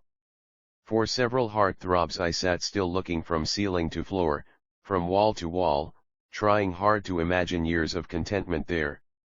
Even while I was wondering if my exhausted strength would sustain me through this undertaking, I heard a heavy tread stop at my door. Opening it, I met the imposing figure of a stately gray-haired man. With a light straw hat in one hand, and the right hand extended for greeting, he smiled kindly upon me. For some reason I was awed by his wondrous height and his strong square shoulders, which I felt were a finger's length above my head. I was always slight, and my serious illness in the early spring had made me look rather frail and languid. His quick eye measured my height and breadth. Then he looked into my face. I imagined that a visible shadow flitted across his countenance as he let my hand fall. I knew he was no other than my employer. "Aha! So you are the little Indian girl who created the excitement among the college orators," he said, more to himself than to me. I thought I heard a subtle note of disappointment in his voice. Looking in from where he stood, with one sweeping glance, he asked if I lacked anything for my room. After he turned to go, I listened to his step until it grew faint and was lost in the distance. I was aware that my car-smoked appearance had not concealed the lines of pain on my face. For a short moment my spirit laughed at my ill fortune, and I entertained the idea of exerting myself to make an improvement. But as I tossed my hat off, a leaden weakness came over me, and I felt as if years of weariness lay like water-soaked logs upon me. I threw myself upon the bed, and, closing my eyes, forgot my good intention. 2. A trip westward. One sultry month I sat at a desk heaped up with work. Now, as I recall it, I wonder how I could have dared to disregard nature's warning with such recklessness. Fortunately, my inheritance of a marvelous endurance enabled me to bend without breaking. Though I had gone to and fro, from my room to the office, in an unhappy silence, I was watched by those around me. On an early morning I was summoned to the superintendent's office. For a half-hour I listened to his words, and when I returned to my room I remembered one sentence above the rest. It was this: "I am going to turn you loose to pasture." He was sending me west to gather Indian pupils for the school, and this was his way of expressing it. I needed nourishment, but the midsummer's travel across the continent to search the hot prairies for overconfident parents who would entrust their children to strangers was a lean pasturage. However, I dwelt on the hope of seeing my mother.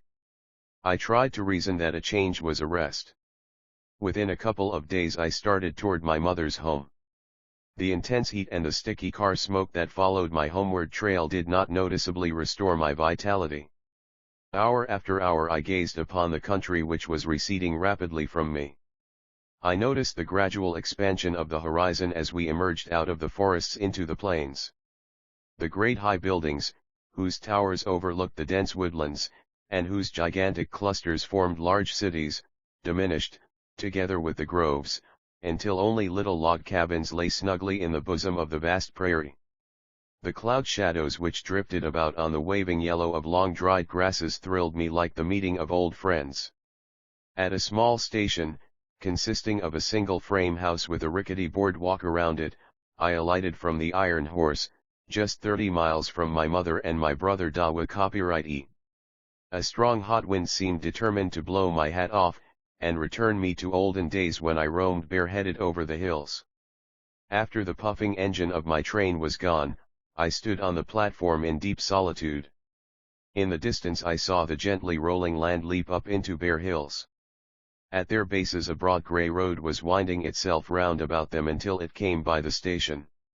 Among these hills I rode in a light conveyance, with a trusty driver, whose unkempt flaxen hair hung shaggy about his ears and his leather neck of reddish tan.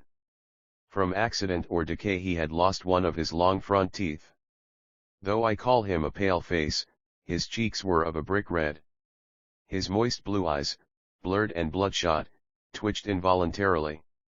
For a long time he had driven through grass and snow from this solitary station to the Indian village.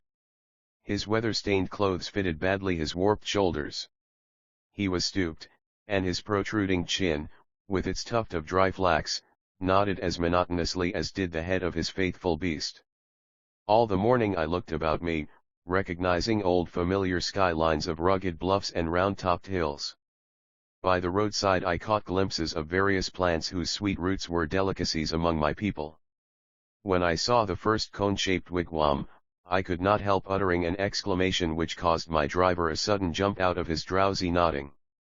At noon, as we drove through the eastern edge of the reservation, I grew very impatient and restless.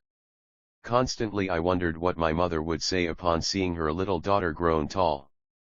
I had not written her the day of my arrival, thinking I would surprise her. Crossing a ravine thicket with low shrubs and plum bushes, we approached a large yellow acre of wild sunflowers. Just beyond this nature's garden we drew near to my mother's cottage. Close by the log cabin stood a little canvas-covered wigwam. The driver stopped in front of the open door, and in a long moment my mother appeared at the threshold. I had expected her to run out to greet me, but she stood still, all the while staring at the weather-beaten man at my side. At length, when her loftiness became unbearable, I called to her, "Mother, why do you stop?" This seemed to break the evil moment, and she hastened out to hold my head against her cheek. "My daughter, what madness possessed you to bring home such a fellow?" she asked, pointing at the driver, who was fumbling in his pockets for change while he held the bill I gave him between his jagged teeth. "Bring him." "Why, no, mother, he has brought me. He is a driver," I exclaimed. Upon this revelation, my mother threw her arms about me and apologized for her mistaken inference. We laughed away the momentary hurt. Then she built a brisk fire on the ground in the teepee, and hung a blackened coffee pot on one of the prongs of a forked pole which leaned over the flames.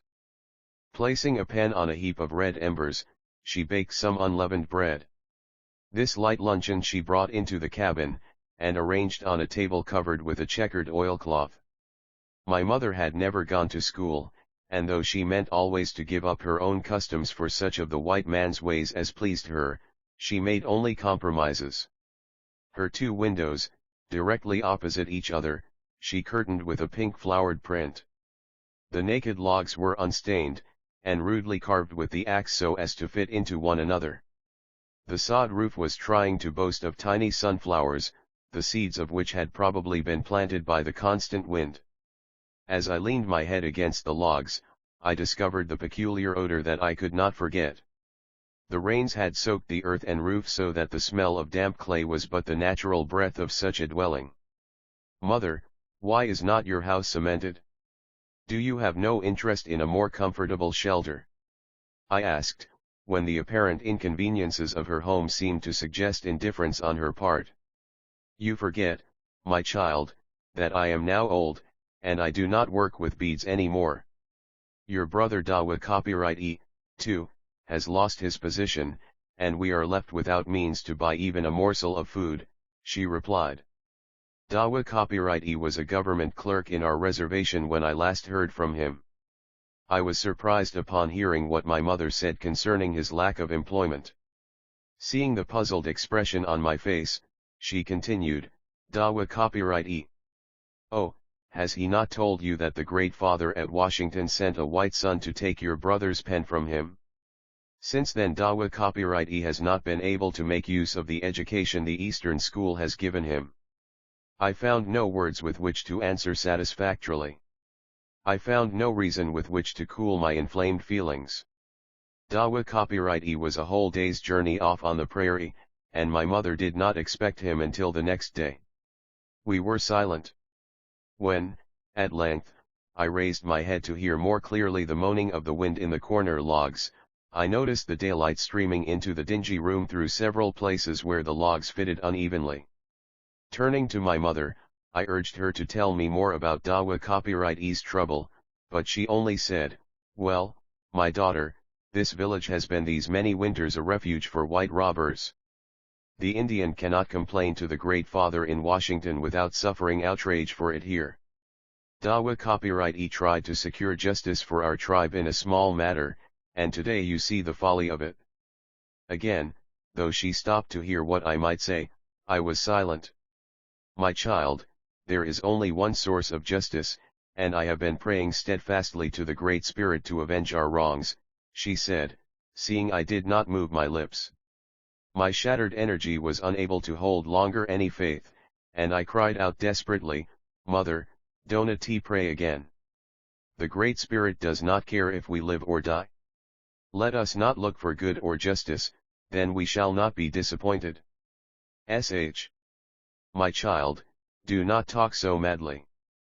There is Taku Iat and Waizaka, to which I pray, she answered, as she stroked my head again as she used to do when I was a smaller child. 3. My mother's curse upon white settlers. One black night mother and I sat alone in the dim starlight, in front of our wigwam. We were facing the river, as we talked about the shrinking limits of the village. She told me about the poverty-stricken white settlers, who lived in caves dug in the long ravines of the high hills across the river. A whole tribe of broad-footed white beggars had rushed hither to make claims on those wild lands. Even as she was telling this, I spied a small glimmering light in the bluffs. That is a white man's lodge where you see the burning fire, she said. Then, a short distance from it, only a little lower than the first, was another light. As I became accustomed to the night, I saw more and more twinkling lights, here and there, scattered all along the wide black margin of the river. Still looking toward the distant firelight, my mother continued, My daughter, beware of the pale face. It was the cruel pale face who caused the death of your sister and your uncle, my brave brother. It is this same pale face who offers in one palm the holy papers, and with the other gives a holy baptism of firewater. He is the hypocrite who reads with one eye, Thou shalt not kill, and with the other gloats upon the sufferings of the Indian race. Then suddenly discovering a new fire in the bluffs, she exclaimed, Well, my daughter, there is the light of another white rascal.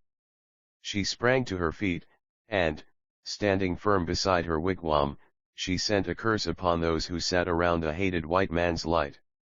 Raising her right arm forcibly into line with her eye, she threw her whole might into her doubled fist as she shot it vehemently at the strangers. Long she held her outstretched fingers toward the settlers' lodge, as if an invisible power passed from them to the evil at which she aimed. 4. Retrospection. Leaving my mother, I returned to the school in the east. As months passed over me, I slowly comprehended that the large army of white teachers in Indian schools had a larger missionary creed than I had suspected. It was one which included self-preservation quite as much as Indian education. When I saw an opium eater holding a position as teacher of Indians, I did not understand what good was expected, until a Christian in power replied that this pumpkin-colored creature had a feeble mother to support. An inebriate pale-face sat stupid in a doctor's chair, while Indian patients carried their ailments to untimely graves, because his fair wife was dependent upon him for her daily food. I find it hard to count that white man a teacher who tortured an ambitious Indian youth by frequently reminding the brave changeling that he was nothing but a government pauper. Though I burned with indignation upon discovering on every side instances no less shameful than those I have mentioned, there was no present help. Even the few rare ones who have worked nobly for my race were powerless to choose workmen like themselves. To be sure, a man was sent from the Great Father to inspect Indian schools, but what he saw was usually the students' sample work made for exhibition. I was nettled by this sly cunning of the workmen who hoodwinked the Indians' pale father at Washington. My illness, which prevented the conclusion of my college course, together with my mother's stories of the encroaching frontier settlers, left me in no mood to strain my eyes in searching for latent good in my white co-workers. At this stage of my own evolution, I was ready to curse men of small capacity for being the dwarfs their God had made them. In the process of my education I had lost all consciousness of the nature world about me. Thus, When a hidden rage took me to the small white-walled prison which I then called my room, I unknowingly turned away from my one salvation. Alone in my room, I sat like the petrified Indian woman of whom my mother used to tell me. I wished my heart's burdens would turn me to unfeeling stone. But alive, in my tomb, I was destitute. For the white man's papers I had given up my faith in the Great Spirit. For these same papers I had forgotten the healing in trees and brooks. On account of my mother's simple view of life, and my lack of any, I gave her up, also. I made no friends among the race of people I loathed. Like a slender tree, I had been uprooted from my mother, nature, and God. I was shorn of my branches, which had waved in sympathy and love for home and friends. The natural coat of bark which had protected my oversensitive nature was scraped off to the very quick. Now a cold bare pole I seemed to be, planted in a strange earth. Still, I seemed to hope a day would come when my mute aching head, reared upward to the sky, would flash a zigzag lightning across the heavens. With this dream of vent for a long-pent consciousness, I walked again amid the crowds. At last, one weary day in the schoolroom, a new idea presented itself to me. It was a new way of solving the problem of my inner self. I liked it. Thus I resigned my position as teacher, and now I am in an eastern city, following the long course of study I have set for myself. Now, as I look back upon the recent past, I see it from a distance, as a whole. I remember how, from morning till evening, many specimens of civilized peoples visited the Indian school. The city folks with canes and eyeglasses, the countrymen with sunburnt cheeks and clumsy feet, forgot their relative social ranks in an ignorant curiosity. Both sorts of these Christian pale-faces were alike astounded at seeing the children of savage warriors so docile and industrious. As answers to their shallow inquiries they received the students a sample work to look upon. Examining the neatly figured pages, and gazing upon the Indian girls and boys bending over their books, the white visitors walked out of the schoolhouse well satisfied. They were educating the children of the red man. They were paying a liberal fee to the government employees in whose able hands lay the small forest of Indian timber. In this fashion many have passed idly through the Indian schools during the last decade, afterward to boast of their charity to the North American Indian. But few there are who have paused to question whether real life or long-lasting death lies beneath the semblance of civilization. The Great Spirit. When the Spirit swells my breast I love to roam leisurely among the green hills, or sometimes, sitting on the brink of the murmuring Missouri, I marvel at the great blue overhead.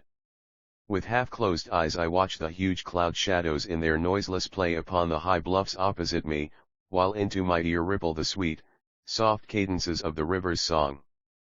Folded hands lie in my lap, for the time forgot. My heart and I lie small upon the earth like a grain of throbbing sand. Drifting clouds and tinkling waters, together with the warmth of a genial summer day, bespeak with eloquence the loving mystery round about us. During the idle while I sat upon the sunny river brink, I grew somewhat, though my response be not so clearly manifest as in the green grass fringing the edge of the high bluff back of me. At length retracing the uncertain footpath scaling the precipitous embankment, I seek the level lands where grow the wild prairie flowers. And they, the lovely little folk, soothe my soul with their perfumed breath. Their quaint round faces of varied hue convince the heart which leaps with glad surprise that they, too, are living symbols of omnipotent thought. With a child's eager eye I drink in the myriad star shapes wrought in luxuriant color upon the green. Beautiful is the spiritual essence they embody. I leave them nodding in the breeze, but take along with me their impress upon my heart. I pause to rest me upon a rock embedded on the side of a foothill facing the low river bottom. Here the stone boy, of whom the American aborigine tells, frolics about, shooting his baby arrows and shouting aloud with glee at the tiny shafts of lightning that flash from the flying arrow beaks. What an ideal warrior he became, baffling the siege of the pests of all the land till he triumphed over their united attack. And here he lay a Indian, our great-great-grandfather, older than the hill he rested on, older than the race of men who loved to tell of his wonderful career. Interwoven with the thread of this Indian legend of the rock, I fain would trace a subtle knowledge of the native folk which enabled them to recognize a kinship to any and all parts of this vast universe. By the leading of an ancient trail I moved toward the Indian village.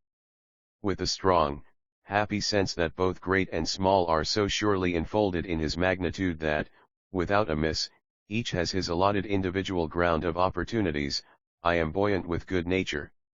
Yellow Breast, swaying upon the slender stem of a wild sunflower, warbles a sweet assurance of this as I pass nearby. Breaking off the clear crystal song, he turns his wee head from side to side, eyeing me wisely as slowly I plod with moccasined feet. Then again he yields himself to his song of joy. Flit, flit hither and yon, he fills the summer sky with his swift, sweet melody.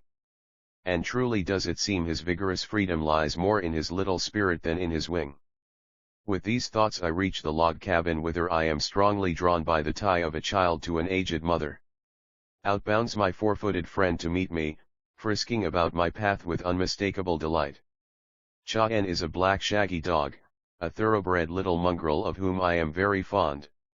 Cha-en seems to understand many words in Sioux, and will go to her mat even when I whisper the word, though generally I think she is guided by the tone of the voice. Often she tries to imitate the sliding inflection and long drawn-out voice to the amusement of our guests, but her articulation is quite beyond my ear. In both my hands I hold her shaggy head and gaze into her large brown eyes. At once the dilated pupils contract into tiny black dots, as if the roguish spirit within would evade my questioning. Finally resuming the chair at my desk, I feel in keen sympathy with my fellow creatures, for I seem to see clearly again that all are akin. The racial lines, which once were bitterly real, now serve nothing more than marking out a living mosaic of human beings. And even here men of the same color are like the ivory keys of one instrument, where each resembles all the rest, yet varies from them in pitch and quality of voice. And those creatures who are for a time mere echoes of another's note are not unlike the fable of the thin sick man whose distorted shadow, dressed like a real creature, came to the old master to make him follow as a shadow. Thus, with a compassion for all echoes in human guise, I greet the solemn-faced native preacher whom I find awaiting me. I listen with respect for God's creature, though he mouth most strangely the jangling phrases of a bigoted creed. As our tribe is one large family, where every person is related to all the others, he addressed me a cousin. I came from the morning church service to talk with you. Yes, I said interrogatively, as he paused for some word from me. Shifting uneasily about in the straight-backed chair he sat upon, he began, every holy day, Sunday, I look about our little God's house, and not seeing you there, I am disappointed. This is why I come today. Cousin, as I watch you from afar, I see no unbecoming behavior and hear only good reports of you, which all the more burns me with the wish that you were a church member. Cousin, I was taught long years ago by kind missionaries to read the Holy Book. These godly men taught me also the folly of our old beliefs. There is one God who gives reward or punishment to the race of dead men. In the upper region the Christian dead are gathered in unceasing song and prayer. In the deep pit below, the sinful ones dance in torturing flames. Think upon these things, my cousin, and choose now to avoid the afterdoom of hell-fire. Then followed a long silence in which he clasped tighter and unclasped again his interlocked fingers. Like instantaneous lightning flashes came pictures of my own mother's making, for she, too, is now a follower of the new superstition. Knocking out the chinking of our log cabin, some evil hand thrust in a burning taper of braided dry grass, but failed of his intent, for the fire died out and the half-burned brand fell inward to the floor. Directly above it, on a shelf, lay the Holy Book. This is what we found after our return from a several days' visit. Surely some great power is hid in the sacred book.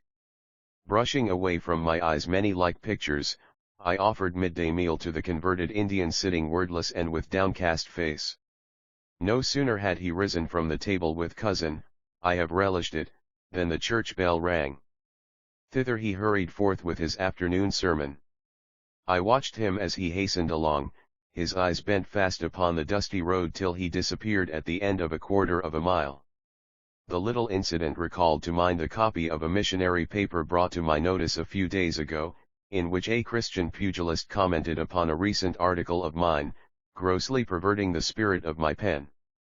Still, I would not forget that the pale-faced missionary and the hoodooed aborigine are both God's creatures, though small indeed their own conceptions of infinite love. A wee child toddling in a wonder world, I prefer to their dogma my excursions into the natural gardens where the voice of the Great Spirit is heard in the twittering of birds, the rippling of mighty waters, and the sweet breathing of flowers. Here, in a fleeting quiet, I am awakened by the fluttering robe of the Great Spirit. To my innermost consciousness the phenomenal universe is a royal mantle, vibrating with his divine breath. Caught in its flowing fringes are the spangles and oscillating brilliance of sun, moon, and stars. The soft-hearted Sioux. Beside the open fire I sat within our teepee. With my red blanket wrapped tightly about my crossed legs, I was thinking of the coming season, my 16th winter. On either side of the wigwam were my parents. My father was whistling a tune between his teeth while polishing with his bare hand a red stone pipe he had recently carved. Almost in front of me, beyond the center fire, my old grandmother sat near the entranceway. She turned her face toward her right and addressed most of her words to my mother. Now and then she spoke to me, but never did she allow her eyes to rest upon her daughter's husband, my father. It was only upon rare occasions that my grandmother said anything to him. Thus his ears were open and ready to catch the smallest wish she might express. Sometimes when my grandmother had been saying things which pleased him, my father used to comment upon them. At other times, when he could not approve of what was spoken, he used to work or smoke silently. On this night my old grandmother began her talk about me. Filling the bowl of her red stone pipe with dry willow bark, she looked across at me. "My grandchild, you are tall and are no longer a little boy."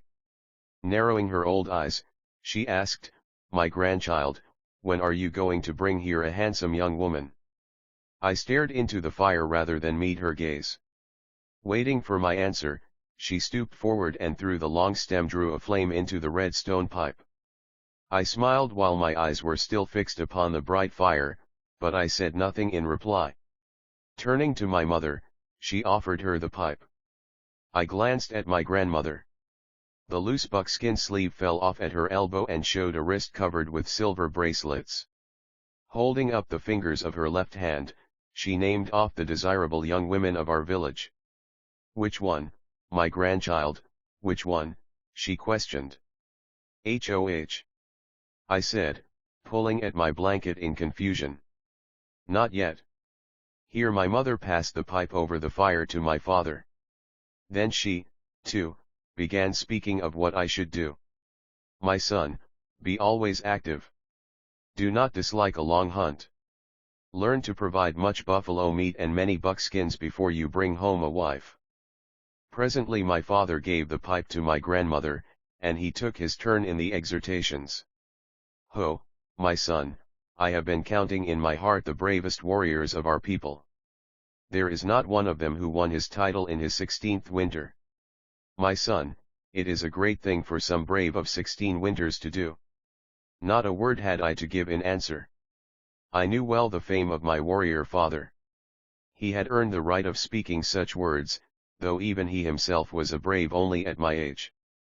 Refusing to smoke my grandmother's pipe because my heart was too much stirred by their words, and sorely troubled with a fear lest I should disappoint them, I arose to go.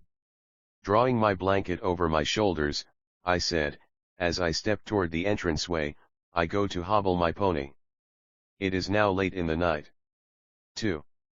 9 winter snows had buried deep that night when my old grandmother, together with my father and mother, designed my future with the glow of a campfire upon it. Yet I did not grow up the warrior, huntsman, and husband I was to have been. At the mission school I learned it was wrong to kill. 9 winters I hunted for the soft heart of Christ, and prayed for the huntsman who chased the buffalo on the plains. In the autumn of the 10th year I was sent back to my tribe to preach Christianity to them. With the white man's Bible in my hand, and the white man's tender heart in my breast, I returned to my own people.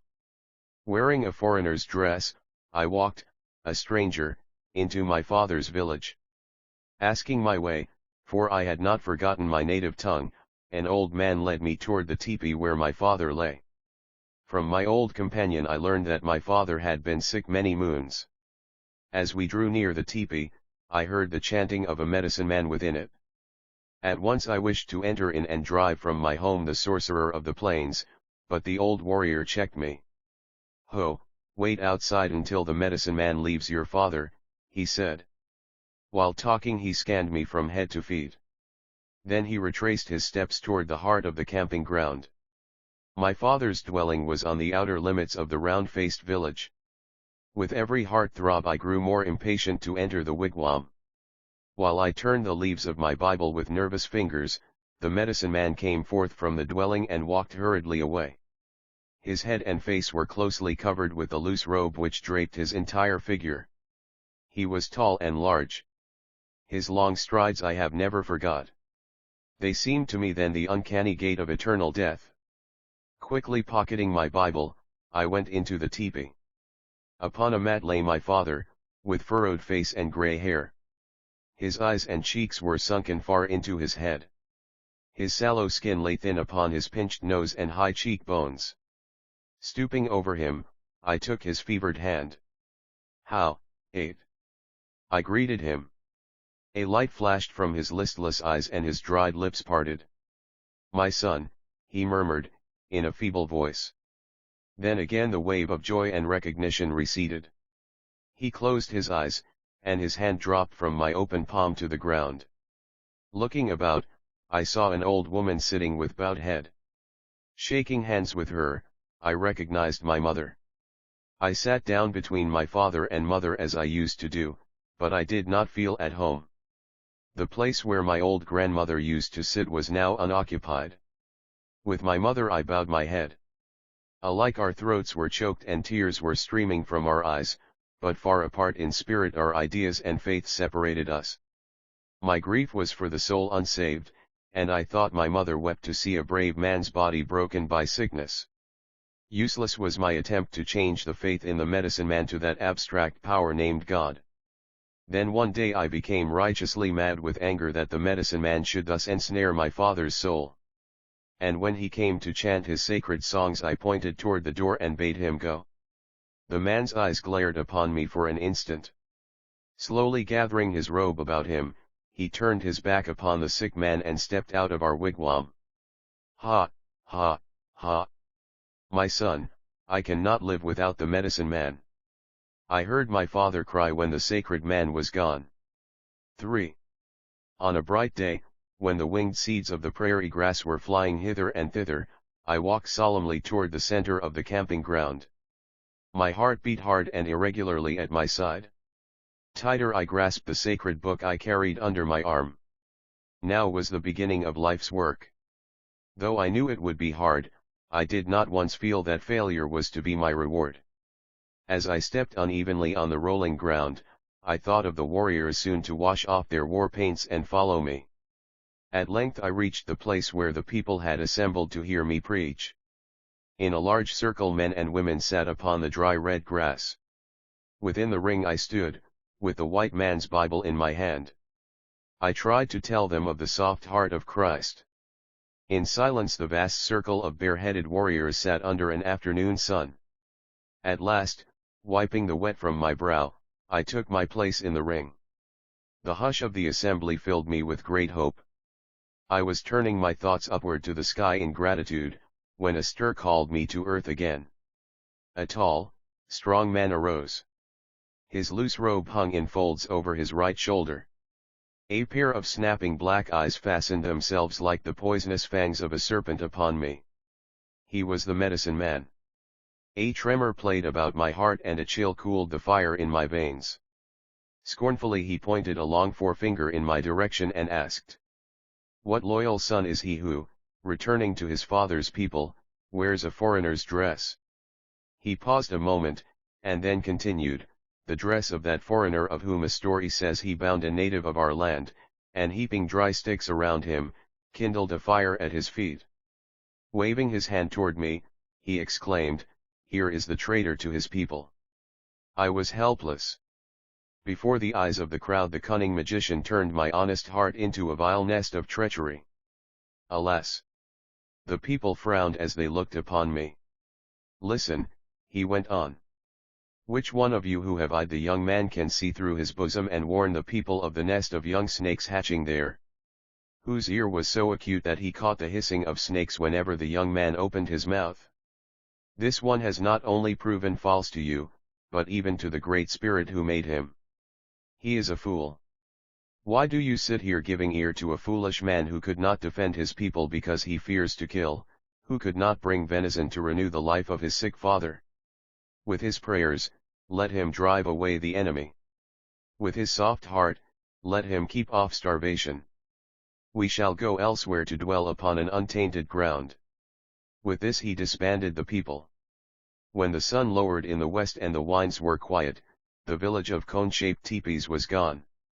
The medicine man had won the hearts of the people.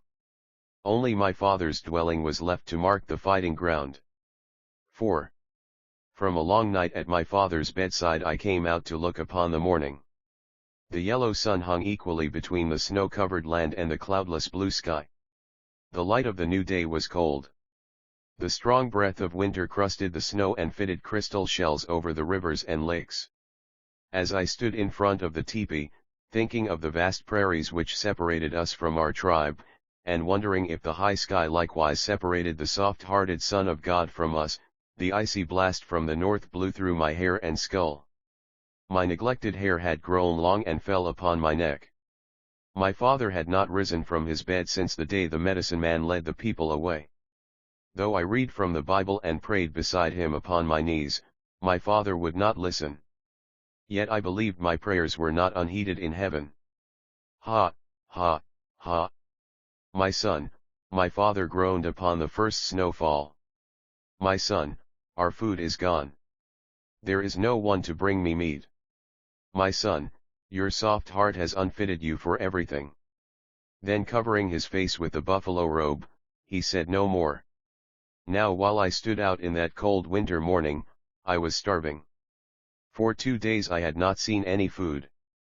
But my own cold and hunger did not harass my soul as did the whining cry of the sick old man. Stepping again into the teepee, I untied my snowshoes, which were fastened to the tent poles. My poor mother, watching by the sick one, and faithfully heaping wood upon the center fire, spoke to me. My son, do not fail again to bring your father meat, or he will starve to death. How, Ina, I answered, sorrowfully. From the teepee I started forth again to hunt food for my aged parents. All day I tracked the white level lands in vain. Nowhere were there any other footprints but my own. In the evening of this third fast day I came back without meat. Only a bundle of sticks for the fire I brought on my back. Dropping the wood outside, I lifted the door flap and set one foot within the teepee. There I grew dizzy and numb. My eyes swam in tears. Before me lay my old gray-haired father sobbing like a child. In his horny hands he clutched the buffalo robe, and with his teeth he was gnawing off the edges. Chewing the dry stiff hair and buffalo skin, my father's eyes sought my hands. Upon seeing them empty, he cried out, "My son, your soft heart will let me starve before you bring me meat. 2 hills eastward stand a herd of cattle. Yet you will see me die before you bring me food." Leaving my mother lying with covered head upon her mat, I rushed out into the night. With a strange warmth in my heart and swiftness in my feet, I climbed over the first hill, and soon the second one. The moonlight upon the white country showed me a clear path to the white man's cattle. With my hand upon the knife in my belt, I leaned heavily against the fence while counting the herd. 20 in all I numbered. From among them I chose the best fattened creature. Leaping over the fence, I plunged my knife into it. My long knife was sharp, and my hands, no more fearful and slow, slashed off choice chunks of warm flesh. Bending under the meat I had taken for my starving father, I hurried across the prairie. Toward home I fairly ran with the life-giving food I carried upon my back. Hardly had I climbed the second hill when I heard sounds coming after me. Faster and faster I ran with my load for my father, but the sounds were gaining upon me. I heard the clicking of snowshoes and the squeaking of the leather straps at my heels, yet I did not turn to see what pursued me, for I was intent upon reaching my father. Suddenly, like thunder, an angry voice shouted curses and threats into my ear. A rough hand wrenched my shoulder and took the meat from me. I stopped struggling to run. A deafening whir filled my head. The moon and stars began to move. Now the white prairie was sky, and the stars lay under my feet. Now again they were turning. At last the starry blue rose up into place. The noise in my ears was still. A great quiet filled the air. In my hand I found my long knife dripping with blood. At my feet a man's figure lay prone in blood-red snow. The horrible scene about me seemed a trick of my senses, for I could not understand it was real. Looking long upon the blood-stained snow, the load of meat for my starving father reached my recognition at last. Quickly I tossed it over my shoulder and started again homeward. Tired and haunted, I reached the door of the wigwam.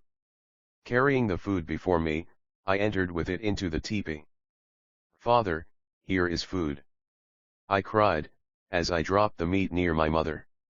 No answer came. Turning about, I beheld my gray-haired father dead. I saw by the unsteady firelight an old gray-haired skeleton lying rigid and stiff. Out into the open I started, but the snow at my feet became bloody. On the day after my father's death, having led my mother to the camp of the medicine man, I gave myself up to those who were searching for the murderer of the pale face. They bound me hand and foot. Here in this cell I was placed 4 days ago. The shrieking winter winds have followed me hither. Rattling the bars, they howl unceasingly, "Your soft heart. Your soft heart will see me die before you bring me food." Hark! Something is clanking the chain on the door. It is being opened. From the dark night without a black figure crosses the threshold. It is the guard. He comes to warn me of my fate. He tells me that tomorrow I must die. In his stern face I laugh aloud. I do not fear death. Yet I wonder who shall come to welcome me in the realm of strange sight. Will the loving Jesus grant me pardon and give my soul a soothing sleep? Or will my warrior father greet me and receive me as his son? Will my spirit fly upward to a happy heaven? Or shall I sink into the bottomless pit, an outcast from a God of infinite love? Soon, soon I shall know, for now I see the east is growing red. My heart is strong. My face is calm. My eyes are dry and eager for new scenes. My hands hang quietly at my side.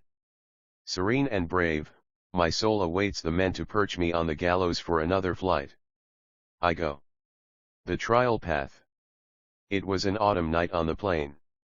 The smoke lapels of the cone-shaped teepee flapped gently in the breeze. From the low night sky, with its myriad fire points, a large bright star peeped in at the smoke hole of the wigwam between its fluttering lapels, down upon 2 Dakotas talking in the dark. The mellow stream from the star above, a maid of 20 summers, on a bed of sweet grass, drank in with her wakeful eyes. On the opposite side of the teepee, beyond the center fireplace, the grandmother spread her rug. Though once she had lain down, the telling of a story has aroused her to a sitting posture. Her eyes are tight closed. With a thin palm she strokes her wind-shorn hair. Yes, my grandchild, the legend says the large bright stars are wise old warriors, and the small dim ones are handsome young braves, she reiterates, in a high, tremulous voice. Then this one peeping in at the smoke hole yonder is my dear old grandfather, muses the young woman, in long drawn-out words. Her soft rich voice floats through the darkness within the teepee, over the cold ashes heaped on the center fire, and passes into the ear of the toothless old woman, who sits dumb in silent reverie. Thence it flies on swifter wing over many winter snows, till at last it cleaves the warm light atmosphere of her grandfather's youth. From there her grandmother made answer. Listen. I am young again. It is the day of your grandfather's death. The elder one, I mean, for there were two of them. They were like twins, though they were not brothers. They were friends, inseparable. All things, good and bad, they shared together, save one, which made them mad. In that heated frenzy the younger man slew his most intimate friend. He killed his elder brother, for long had their affection made them kin. The voice of the old woman broke. Swaying her stooped shoulders to and fro as she sat upon her feet, she muttered vain exclamations beneath her breath. Her eyes, closed tight against the night, beheld behind them the light of bygone days. They saw again a rolling black cloud spread itself over the land. Her ear heard the deep rumbling of a tempest in the west. She bent low a cowering head, while angry thunderbirds shrieked across the sky. Heya! Heya! No, no, groaned the toothless grandmother at the fury she had awakened. But the glorious peace afterward, when yellow sunshine made the people glad, now lured her memory onward through the storm.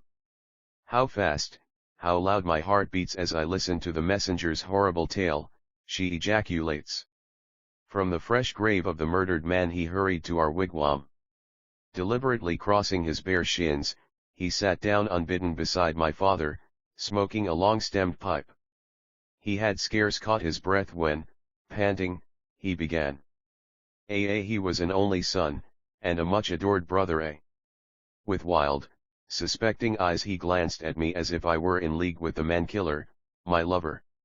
My father, exhaling sweet-scented smoke, assented how then interrupting the aia on the lips of the round-eyed tale-bearer, he asked, my friend, will you smoke? He took the pipe by its red stone bowl, and pointed the long slender stem toward the man. Yes, yes, my friend replied he, and reached out a long brown arm. For many heart-throbs he puffed out the blue smoke, which hung like a cloud between us. But even through the smoke mist I saw his sharp black eyes glittering toward me. I longed to ask what doom awaited the young murderer, but dared not open my lips, lest I burst forth into screams instead. My father plied the question. Returning the pipe, the man replied, the chieftain and his chosen men have had counsel together. They have agreed it is not safe to allow a man-killer loose in our midst. He who kills one of our tribe is an enemy, and must suffer the fate of a foe. My temples throbbed like a pair of hearts. While I listened, a crier passed by my father's teepee. Mounted, and swaying with his pony's steps, he proclaimed in a loud voice these words, "Hark! I hear them now, Hopo! Give ear, all you people! A terrible deed is done. Two friends, brothers in Harda, have quarreled together. Now one lies buried on the hill, while the other sits, a dreaded man-killer, within his dwelling. Says our chieftain, he who kills one of our tribe commits the offense of an enemy. As such he must be tried. Let the father of the dead man choose the mode of torture or taking of life. He has suffered livid pain, and he alone can judge how great the punishment must be to avenge his wrong. It is done. Come, everyone, to witness the judgment of a father upon him who was once his son's best friend. A wild pony is now lassoed. The man-killer must mount and ride the ranting beast. Stand you all in two parallel lines from the center teepee of the bereaved family to the wigwam opposite in the great outer ring. Between you, in the wide space, is the given trial way. From the outer circle the rider must mount and guide his pony toward the center teepee. If, having gone the entire distance, the man-killer gains the center teepee still sitting on the pony's back, his life is spared and pardon given. But should he fall, then he himself has chosen death. The crier's words now cease. A lull holds the village breathless. Then hurrying feet tear along, swish, swish, through the tall grass. Sobbing women hasten toward the trial way. The muffled groan of the round campground is unbearable. With my face hid in the folds of my blanket, I run with the crowd toward the open place in the outer circle of our village. In a moment the two long files of solemn-faced people mark the path of the public trial. I see strong men trying to lead the lassoed pony, pitching and rearing, with white foam flying from his mouth. I choke with pain as I recognize my handsome lover desolately alone, striding with set face toward the lassoed pony. Do not fall. Choose life and me, I cry in my breast, but over my lips I hold my thick blanket. In an instant he has leaped astride the frightened beast, and the men have let go their hold. Like an arrow sprung from a strong bow, the pony, with extended nostrils, plunges halfway to the center teepee. With all his might the rider draws the strong reins in. The pony halts with wooden legs. The rider is thrown forward by force, but does not fall. Now the maddened creature pitches, with flying heels. The line of men and women sways outward. Now it is back in place, safe from the kicking, snorting thing. The pony is fierce, with its large black eyes bulging out of their sockets. With humped back and nose to the ground, it leaps into the air. I shut my eyes. I cannot see him fall. A loud shout goes up from the hoarse throats of men and women. I look. So. The wild horse is conquered. My lover dismounts at the doorway of the center wigwam. The pony, wet with sweat and shaking with exhaustion, stands like a guilty dog at his master's side. Here at the entranceway of the teepee sit the bereaved father, mother, and sister. The old warrior father rises. Stepping forward 2 long strides, he grasps the hand of the murderer of his only son. Holding it so the people can see, he cries, with compassionate voice, my son, A murmur of surprise sweeps like a puff of sudden wind along the lines. The mother, with swollen eyes, with her hair cut square with her shoulders, now rises. Hurrying to the young man, she takes his right hand. My son, she greets him. But on the second word her voice shook, and she turned away in sobs. The young people rivet their eyes upon the young woman. She does not stir. With bowed head, she sits motionless. The old warrior speaks to her. Shake hands with the young brave, my little daughter. He was your brother's friend for many years. Now he must be both friend and brother to you. Hereupon the girl rises.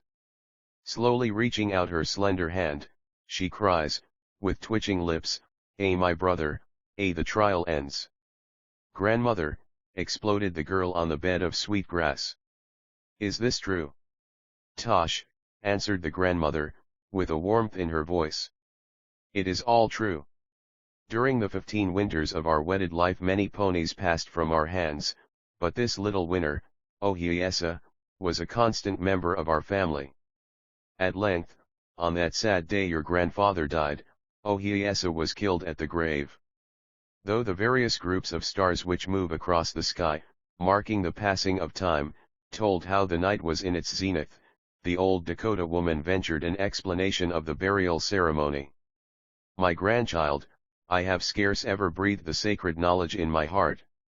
Tonight I must tell you one of them. Surely you are old enough to understand. Our wise medicine man said I did well to hasten Ohiyesa after his master. Perchance on the journey along the ghost path your grandfather will weary, and in his heart wish for his pony. The creature, already bound on the spirit trail, will be drawn by that subtle wish. Together master and beast will enter the next campground. The woman ceased her talking. But only the deep breathing of the girl broke the quiet, for now the night wind had lulled itself to sleep.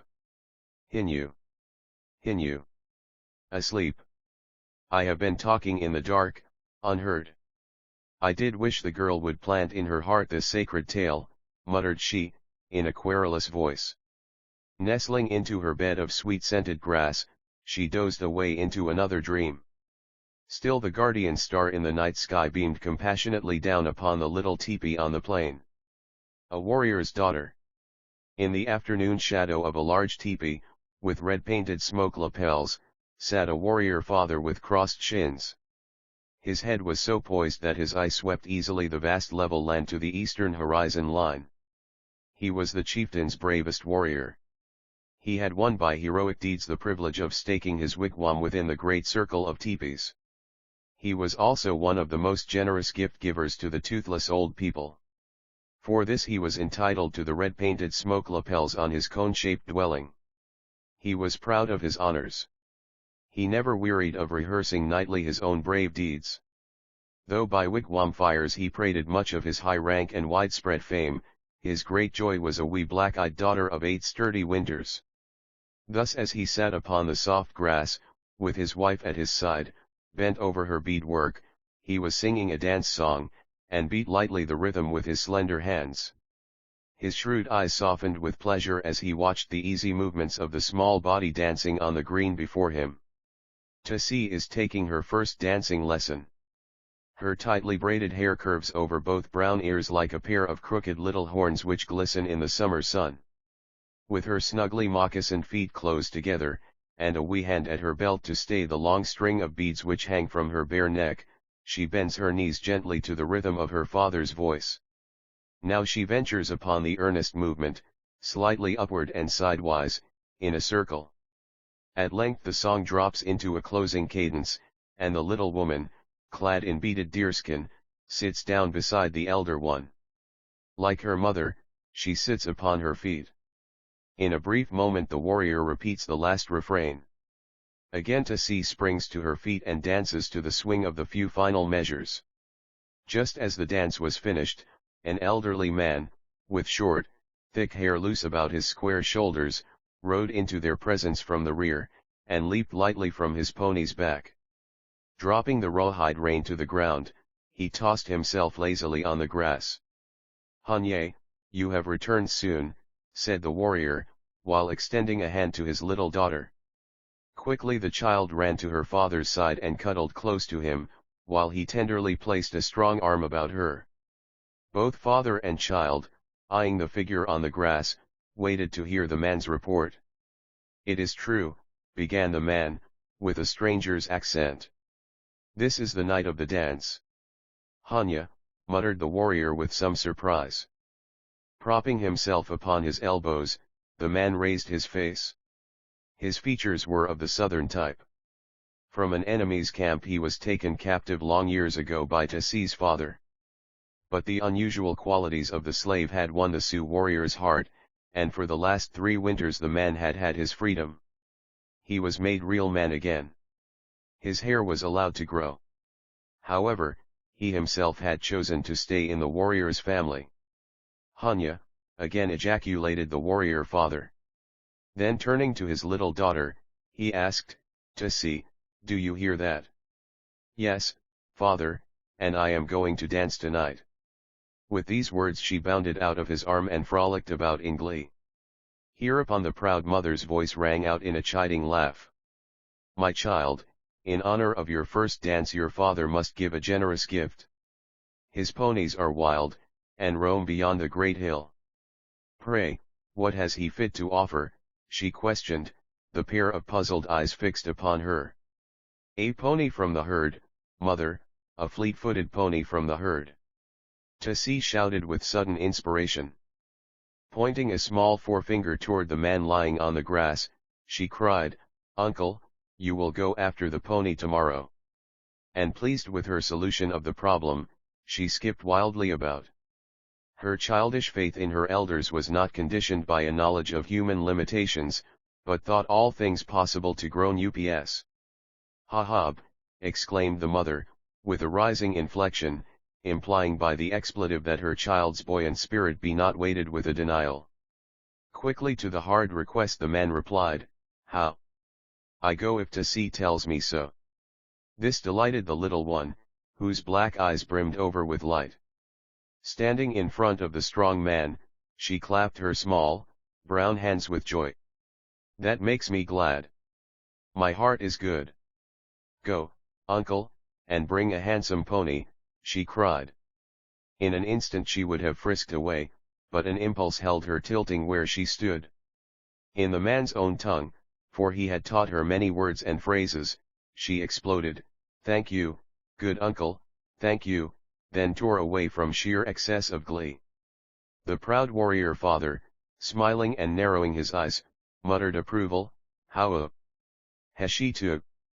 Like her mother, Tassie has finely penciled eyebrows and slightly extended nostrils, but in her sturdiness of form she resembles her father. A loyal daughter, she sits within her teepee making beaded deerskins for her father, while he longs to stave off her every suitor as all unworthy of his old heart's pride. But Tasi is not alone in her dwelling. Near the entranceway a young brave is half reclining on a mat. In silence he watches the petals of a wild rose growing on the soft buckskin. Quickly the young woman slips the beads on the silvery sinew thread, and works them into the pretty flower design. Finally, in a low, deep voice, the young man begins. The sun is far past the zenith. It is now only a man's height above the western edge of land. I hurried hither to tell you tomorrow I join the war party. He pauses for reply, but the maid's head drops lower over her deerskin, and her lips are more firmly drawn together. He continues. Last night in the moonlight I met your warrior father. He seemed to know I had just stepped forth from your teepee. I fear he did not like it, for though I greeted him, he was silent. I halted in his pathway. With what boldness I dared, while my heart was beating hard and fast, I asked him for his only daughter. Drawing himself erect to his tallest height, and gathering his loose robe more closely about his proud figure, he flashed a pair of piercing eyes upon me. Young man, said he, with a cold, slow voice that chilled me to the marrow of my bones, hear me. Naught but an enemy's scalp lock, plucked fresh with your own hand, will buy Tasi for your wife. Then he turned on his heel and stalked away. Tasi thrusts her work aside. With earnest eyes she scans her lover's face. My father's heart is really kind. He would know if you are brave and true, murmured the daughter, who wished no ill will between her two loved ones. Then rising to go, the youth holds out a right hand. Grasp my hand once firmly before I go, hoy. Pray tell me, will you wait and watch for my return?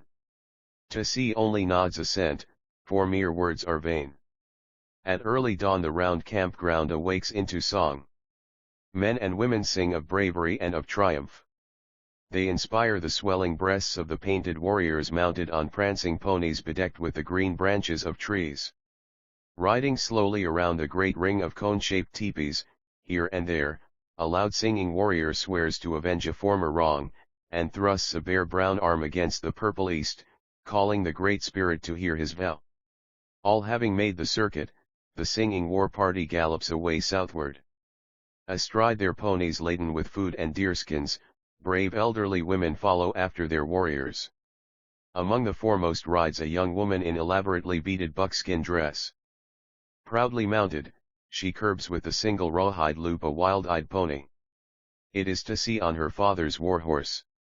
Thus the war party of Indian men and their faithful women vanish beyond the southern skyline. A day's journey brings them very near the enemy's borderland.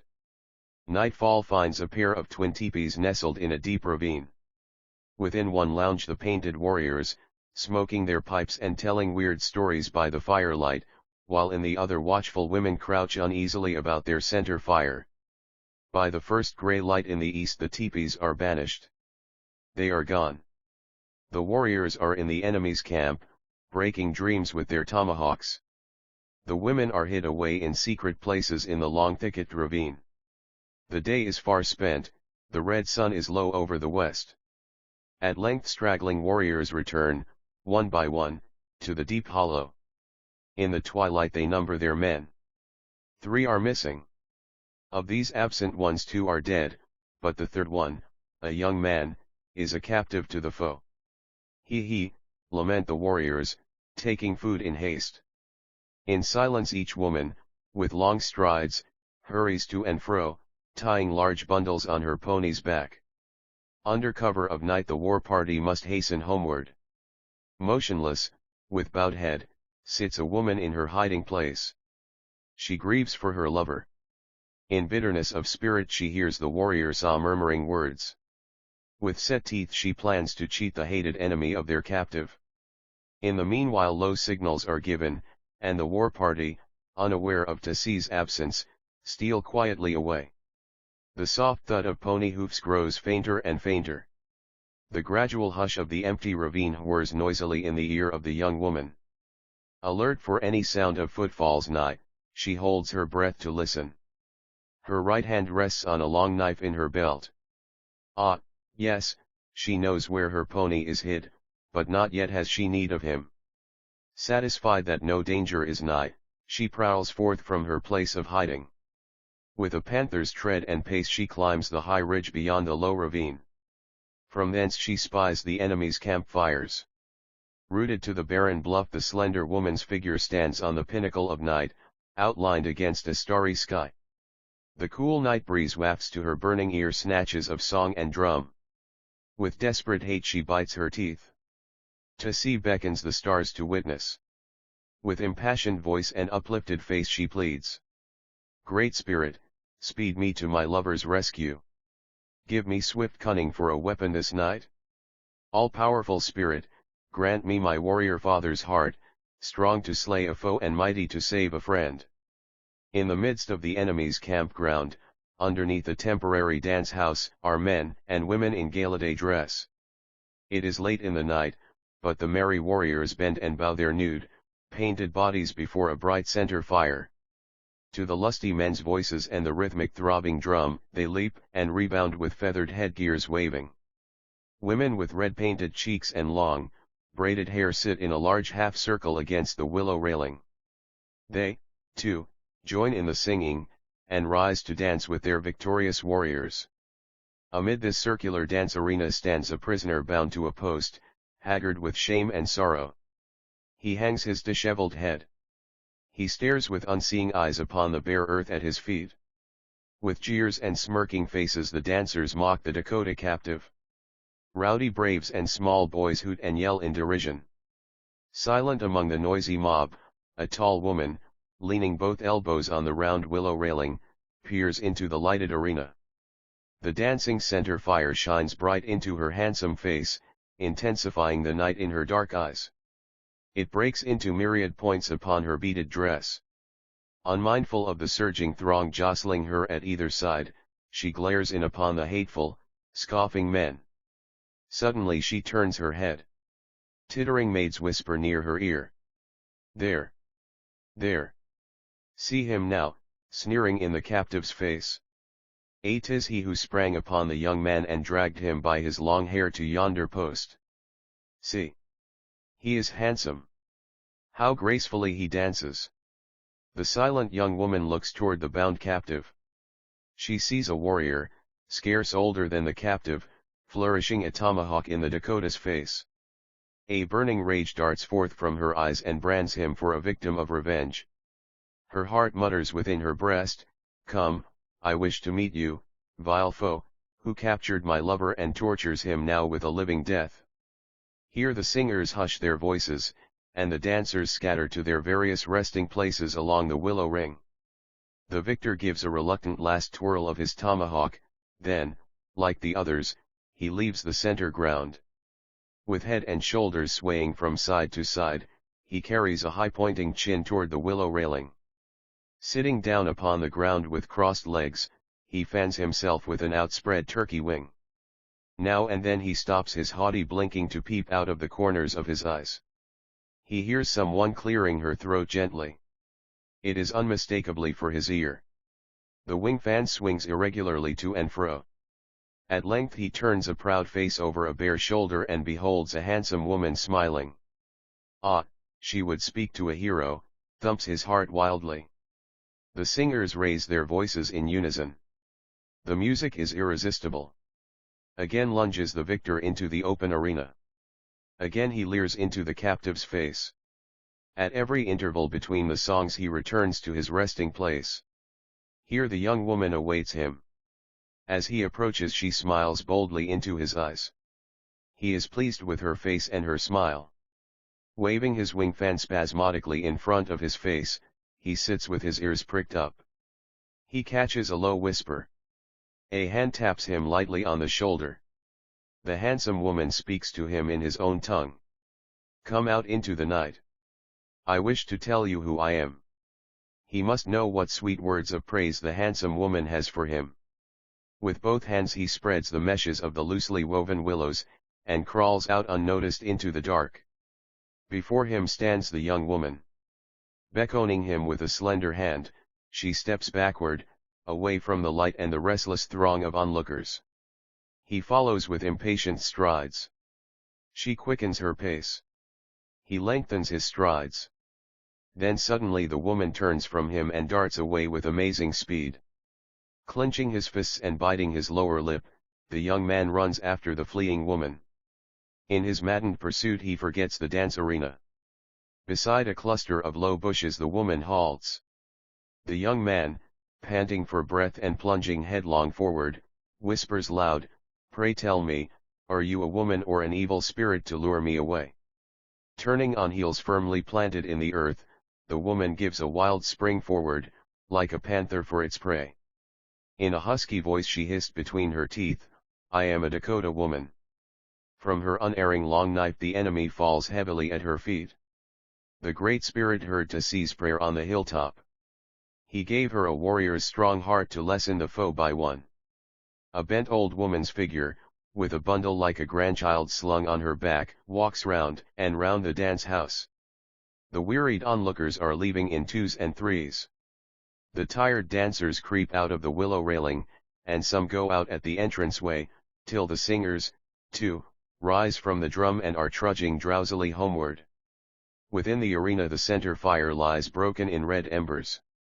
The night no longer lingers about the willow railing, but, hovering into the dance house, covers here and there a snoring man whom sleep has overpowered where he sat.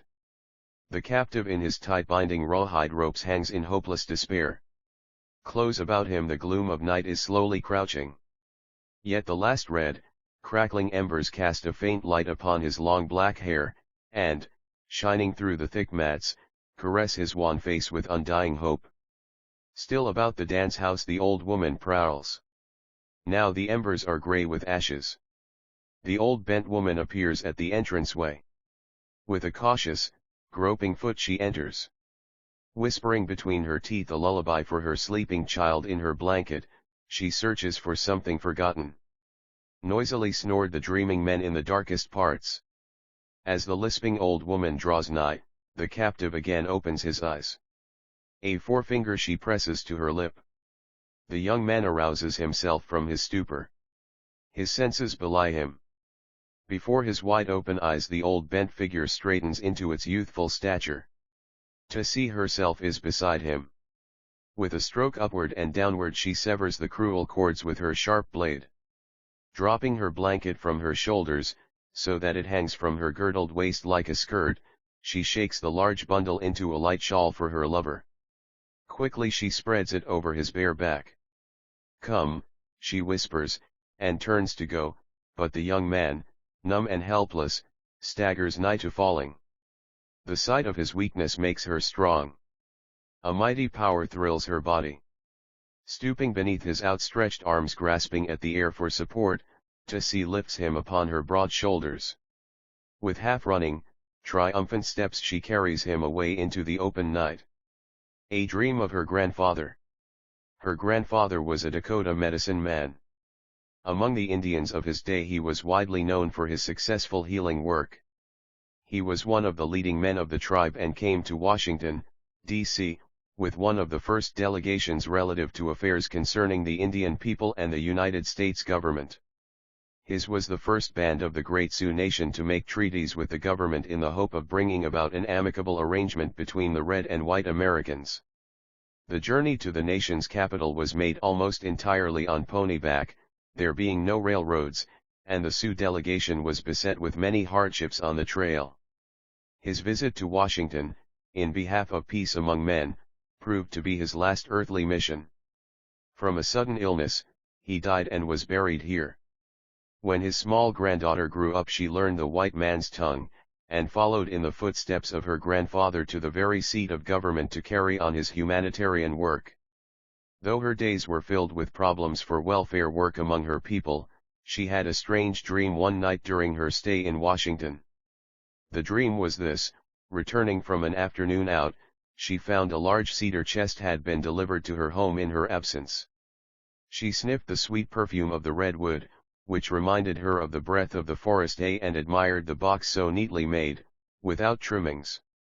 It looked so clean, strong, and durable in its native genuineness. With elation, she took the tag in her hand and read her name aloud. "Who sent me the cedar chest?" she asked, and was told it came from her grandfather. Wondering what gift it could be her grandfather wished now to confer upon her, wholly disregarding his death years ago, she was all eagerness to open the mystery chest. She remembered her childhood days and the stories she loved to hear about the unusual powers of her grandfather. Recalled how she, the wee girl, had coveted the medicine bags, beaded and embroidered in porcupine quills, in symbols designed by the great medicine man, her grandfather. Well did she remember her merited rebuke that such things were never made for relics. Treasures came in due time to those ready to receive them. In great expectancy, she lifted the heavy lid of the cedar chest. "Oh," she exclaimed, with a note of disappointment, seeing no beaded Indian regalia or trinkets. "Why does my grandfather send such a light gift in a heavy, large box?" She was mystified and much perplexed. The gift was a fantastic thing, of texture far more delicate than a spider's filmy web. It was a vision. A picture of an Indian camp, not painted on canvas nor yet written. It was dream stuff, suspended in the thin air, filling the enclosure of the cedar wood container. As she looked upon it, the picture grew more and more real, exceeding the proportions of the chest. It was all so elusive a breath might have blown it away, yet there it was, real as life. A circular camp of white cone-shaped teepees, astir with Indian people. The village crier, with flowing headdress of eagle plumes, mounted on a prancing white pony, rode within the arena. Indian men, women, and children stopped in groups and clusters, while bright painted faces peered out of teepee doors, to listen to the chieftain's crier.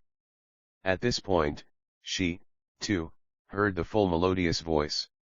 She heard distinctly the Dakota words he proclaimed to the people. "Be glad. Rejoice.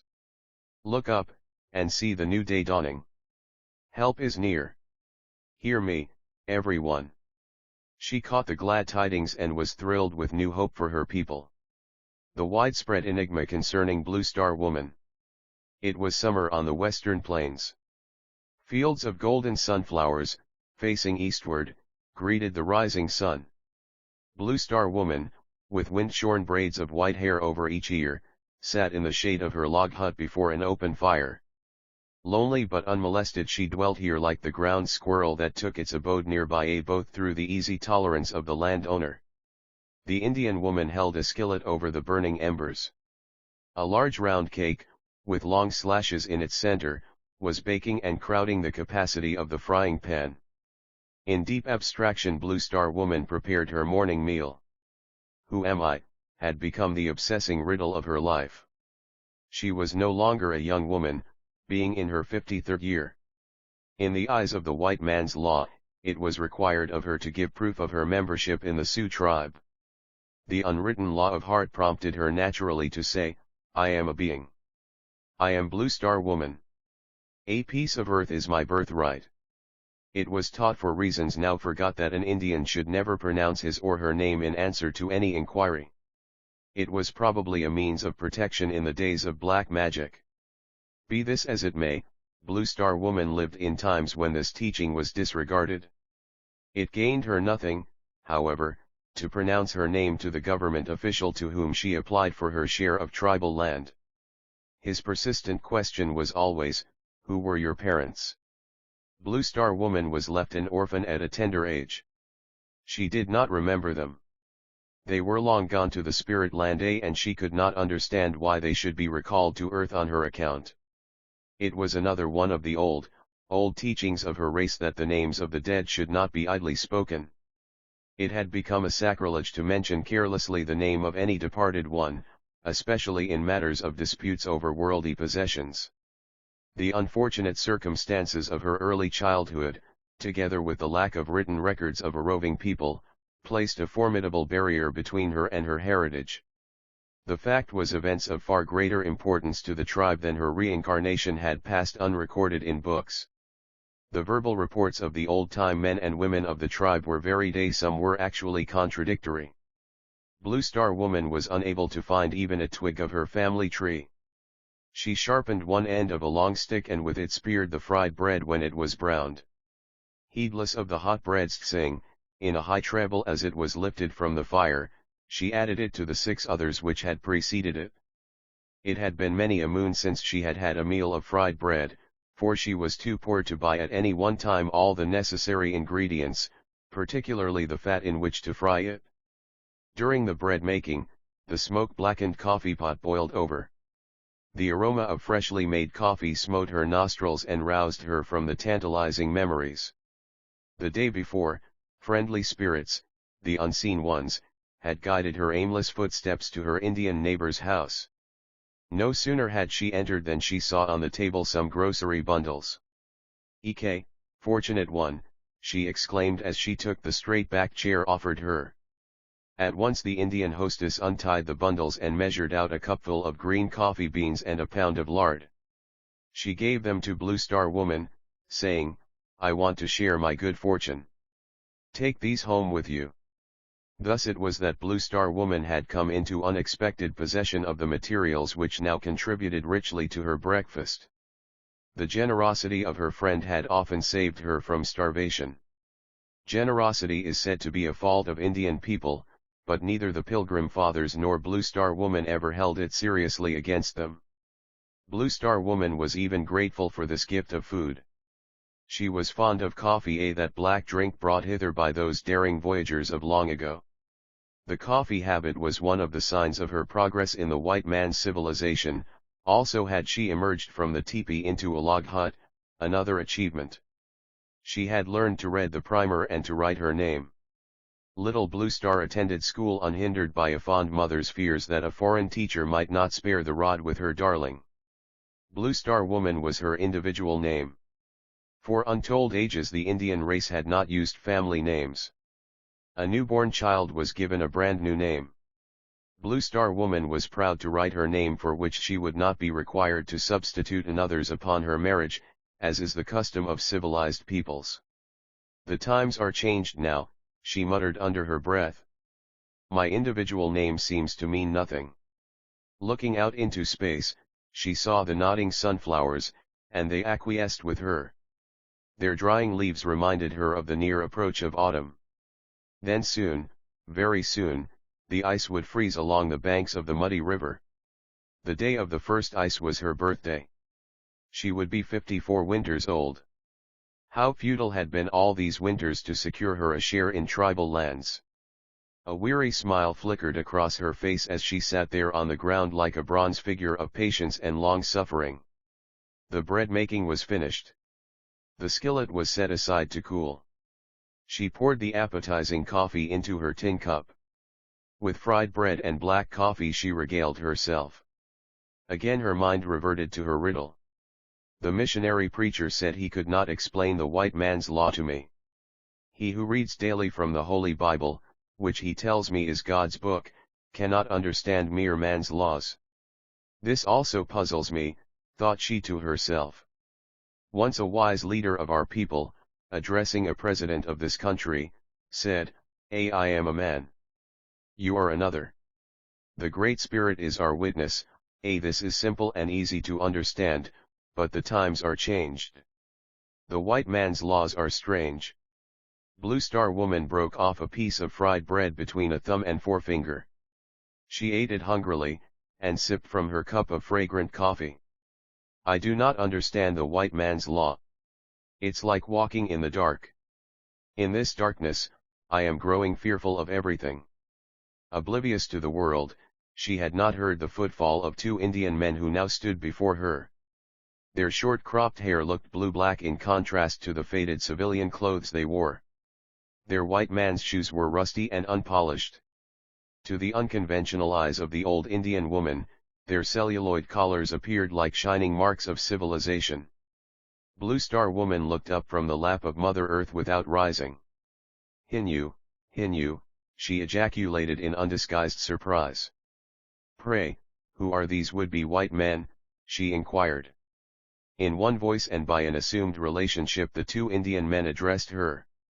And, I shake hands with you. Again Blue Star Woman remarked, "Oh, indeed. These near white men speak my native tongue and shake hands according to our custom?" Did she guess the truth, she would have known they were simply deluded mortals, deceiving others and themselves most of all. Boisterously laughing and making conversation, they each in turn gripped her withered hand. Like a sudden flurry of wind, tossing loose ends of things, they broke into her quiet morning hour and threw her groping thoughts into greater chaos. Masking their real errand with long-drawn faces, they feigned a concern for her welfare only. "We come to ask how you are living. We heard you were slowly starving to death. We heard you are one of those Indians who have been cheated out of their share in tribal lands by the government officials." Blue Star Woman became intensely interested. "You see, we are educated in the white man's ways," they said with protruding chests. One unconsciously thrust his thumbs into the armholes of his ill-fitting coat and strutted about in his pride. "We can help you get your land. We want to help our aunt. All old people like you ought to be helped before the younger ones. The old will die soon, and they may never get the benefit of their land unless someone like us helps them to get their rights, without further delay." Blue Star Woman listened attentively. Motioning to the mats she spread upon the ground, she said, "Be seated, my nephews." She accepted the relationship assumed for the occasion. "I will give you some breakfast." Quickly she set before them a generous helping of fried bread and cups of coffee. Resuming her own meal, she continued, "You are wonderfully kind. It is true, my nephews, that I have grown old trying to secure my share of land. It may not be long till I shall pass under the sod." The two men responded with how, which meant, "Go on with your story. We are all ears." Blue Star Woman had not yet detected any particular sharpness about their ears, but by an impulse she looked up into their faces and scrutinized them. They were busily engaged in eating. Their eyes were fast upon the food on the mat in front of their crossed shins. Inwardly she made a passing observation how, like ravenous wolves, her nephews devoured their food. Coyotes in midwinter could not have been more starved. Without comment she offered them the remaining fried cakes, and between them they took it all. She offered the second helping of coffee, which they accepted without hesitancy. Filling their cups, she placed her empty coffee pot on the dead ashes. To them she rehearsed her many hardships. It had become a habit now to tell her long story of disappointments with all its petty details. It was only another instance of good intentions gone awry. It was a paradox upon a land of prophecy that its path to future glory be stained with the blood of its aborigines. Incongruous as it is, the two nephews, with their white associates, were glad of a condition so profitable to them. Their solicitation for Blue Star Woman was not at all altruistic. They thrived in their grafting business. They and their occupation were the byproduct of an unwieldy bureaucracy over the nation's wards. "Dear aunt, you failed to establish the facts of your identity," they told her. Hereupon Blue Star Woman's countenance fell. It was ever the same old words. It was the old song of the government official she loathed to hear. The next remark restored her courage. "If anyone can discover evidence, it's us. I tell you, aunt, we'll fix it all up for you." It was a great relief to the old Indian woman to be thus unburdened of her riddle, with a prospect of possessing land. "There is one thing you will have to do, that is, to pay us half of your land and money when you get them." Here was a pause, and Blue Star Woman answered slowly, "Why yes," in an uncertain frame of mind. The shrewd schemers noted her behavior. "Wouldn't you rather have a half of a crust of bread than none at all?" they asked. She was duly impressed with the force of their argument. In her heart she agreed, a little something to eat is better than nothing. The two men talked in regular relays. The flow of smooth words was continuous and so much like purring that all the woman's suspicions were put soundly to sleep. "Look here, aunt, you know very well that prairie fire is met with a backfire." Blue Star Woman, recalling her experiences in firefighting, quickly responded, "Yes, oh, yes. In just the same way, We fight crooks with crooks. We have clever white lawyers working with us. They are the backfire. Then, as if remembering some particular incident, they both laughed aloud and said, yes, and sometimes they use us as the backfire. We trade 50-50. Blue Star Woman sat with her chin in the palm of one hand with elbow resting in the other. She rocked herself slightly forward and backward.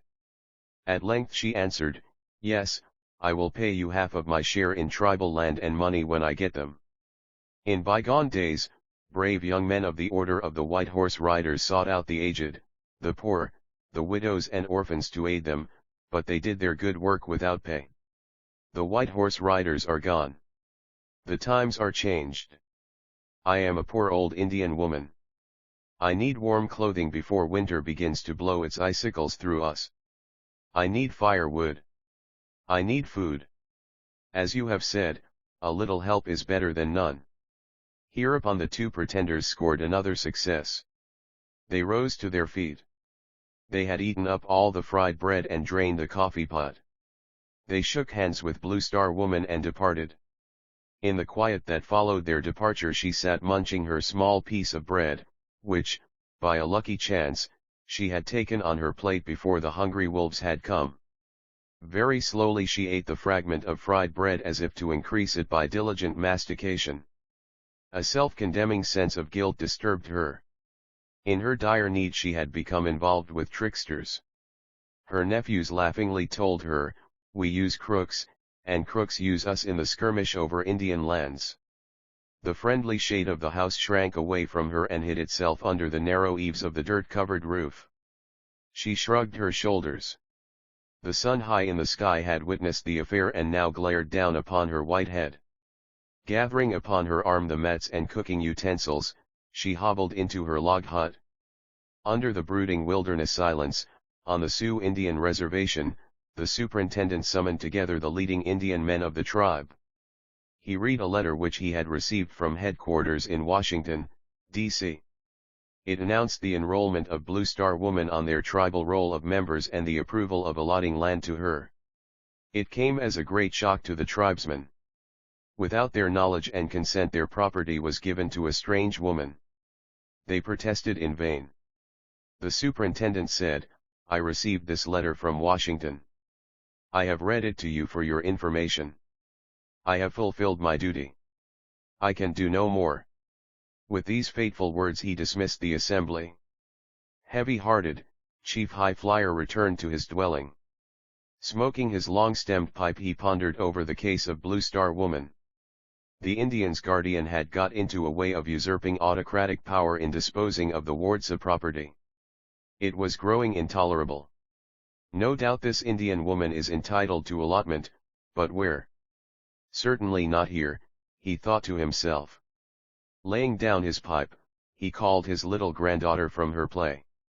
You are my interpreter and scribe, he said. Bring your paper and pencil. A letter was written in the child's sprawling hand, and signed by the old chieftain. It read, My friend. I make letter to you. My heart is sad. Washington give my tribe's land to a woman called Blue Star. We do not know her. We were not asked to give land, but our land is taken from us to give to another Indian. This is not right. Lots of little children of my tribe have no land. Why this strange woman get our land which belongs to our children? Go to Washington and ask if our treaties tell him to give our property away without asking us. Tell him I thought we made good treaties on paper, but now our children cry for food. We are too poor. We cannot give even to our own little children. Washington is very rich. Washington now owns our country. If he wants to help this poor Indian woman, Blue Star, let him give her some of his land and his money. This is all I will say until you answer me. I shake hands with you with my heart. The Great Spirit hears my words. They are true. Your friend. Chief High Flyer. X, his mark. The letter was addressed to a prominent American woman. A stamp was carefully placed on the envelope. Early the next morning, before the dew was off the grass, the chieftain's riding pony was caught from the pasture and brought to his log house. It was saddled and bridled by a younger man, his son with whom he made his home. The old chieftain came out, carrying in one hand his long-stemmed pipe and tobacco pouch. His blanket was loosely girdled about his waist.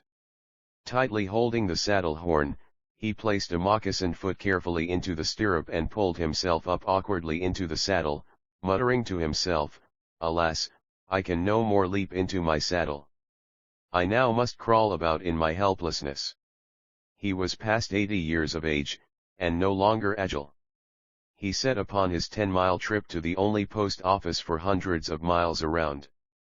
In his shirt pocket, he carried the letter destined, in due season, to reach the heart of American people. His pony, grown old in service, jogged along the dusty road. Memories of other days thronged the wayside, and for the lonely rider transformed all the country. Those days were gone when the Indian youths were taught to be truthful, to be merciful to the poor. Those days were gone when moral cleanliness was a chief virtue, when public feasts were given in honor of the virtuous girls and young men of the tribe. Untold mischief is now possible through these broken ancient laws. The younger generation were not being properly trained in the high virtues. A slowly starving race was growing mad, and the pitifully weak sold their lands for a pot of porridge. He lamented. Small voice woman, my own relative is being represented as the mother of this strange blue star. The papers were made by two young Indian men who have learned the white man's ways. Why must I be forced to accept the mischief of children? My memory is clear. My reputation for veracity is well known.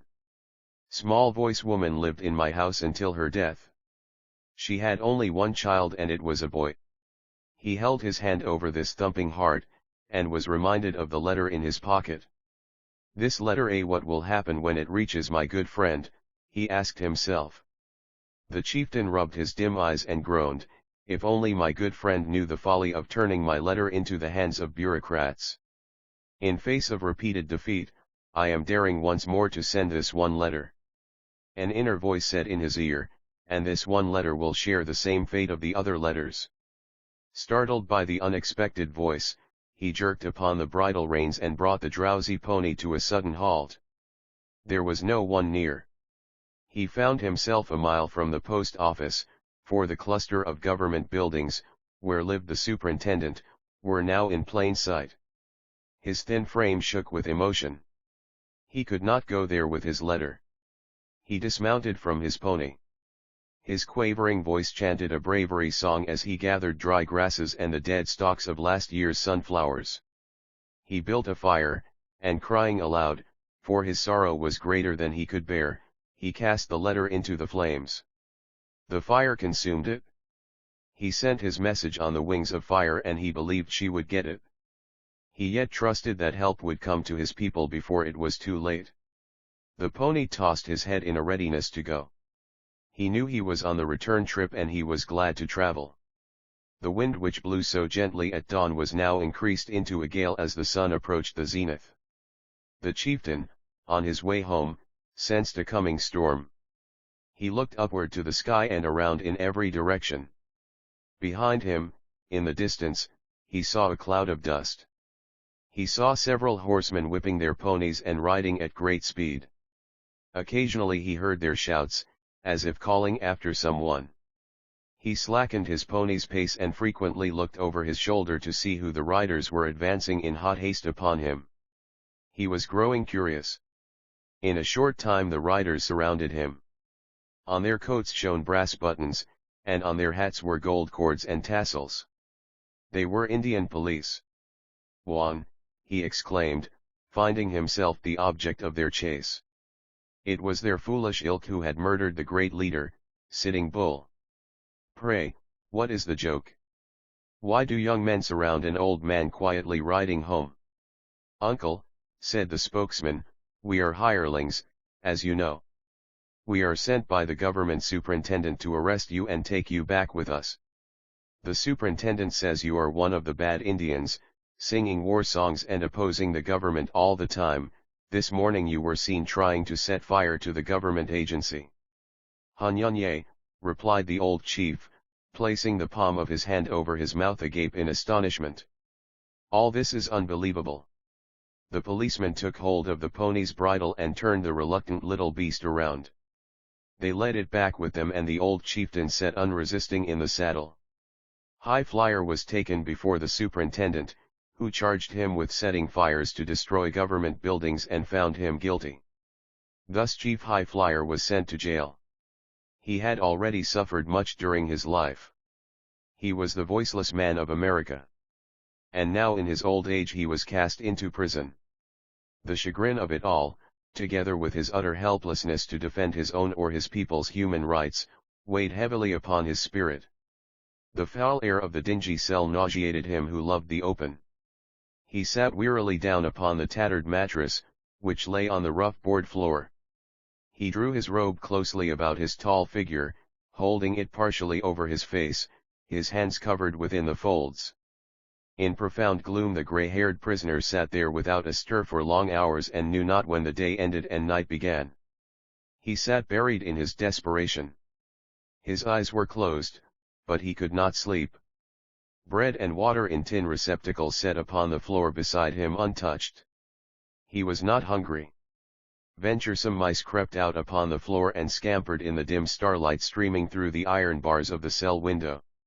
They squeaked as they dared each other to run across his moccasined feet, but the chieftain neither saw nor heard them. A terrific struggle was waged within his being. He fought as he never fought before. Tenaciously he hung upon hope for the day of salvation, that hope hoary with age. Defying all odds against him, he refused to surrender faith in good people. Underneath his blanket, wrapped so closely about him, stole a luminous light. Before his stricken consciousness appeared a vision. Lo, his good friend, the American woman to whom he had sent his messages by fire, now stood there a legion. A vast multitude of women, with uplifted hands, gazed upon a huge stone image. Their upturned faces were eager and very earnest. The stone figure was that of a woman upon the brink of the great waters, facing eastward.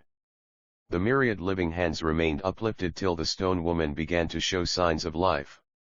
Very majestically she turned around, and, lo, she smiled upon this great galaxy of American women. She was the Statue of Liberty.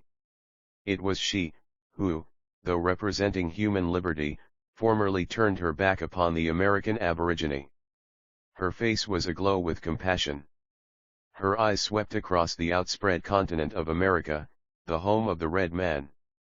At this moment her torch flamed brighter and whiter till its radiance reached into the obscure and remote places of the land.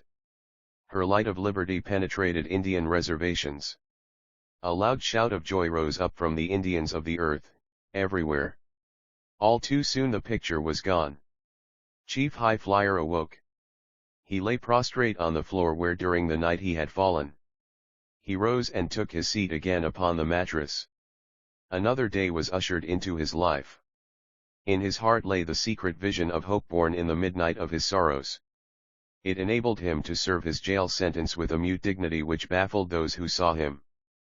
Finally came the day of his release. There was rejoicing over all the land. The desolate hills that harbored wailing voices nightly now were hushed and still. Only gladness filled the air. A crowd gathered around the jail to greet the chieftain. His son stood at the entranceway, while the guard unlocked the prison door. Serenely quiet, the old Indian chief stepped forth. An unseen stone in his path caused him to stumble slightly, but his son grasped him by the hand and steadied his tottering steps. He led him to a heavy lumber wagon drawn by a small pony team which he had brought to take him home. The people thronged about him, hundreds shook hands with him and went away singing native songs of joy for the safe return to them of their absent one. Among the happy people came Blue Star Woman's two nephews. Each shook the chieftain's hand. One of them held out an ink pad saying, "We are glad we were able to get you out of jail. We have great influence with the Indian Bureau in Washington, D.C. When you need help, let us know. Here, press your thumb in this pad." His companion took from his pocket a document prepared for the old chief's signature, and held it on the wagon wheel for the thumb mark. The chieftain was taken by surprise. He looked into his son's eyes to know the meaning of these two men. "It is our agreement," he explained to his old father. "I pledged to pay them half of your land if they got you out of jail." The old chieftain sighed, but made no comment. Words were vain. He pressed his indelible thumb mark, his signature it was, upon the deed, and drove home with his son. America's Indian problem. The hospitality of the American Aborigine, it is told, saved the early settlers from starvation during the first bleak winters. In commemoration of having been so well received, Newport erected a cross as a sign of English dominion. With sweet words he quieted the suspicions of Chief Powhatan, his friend.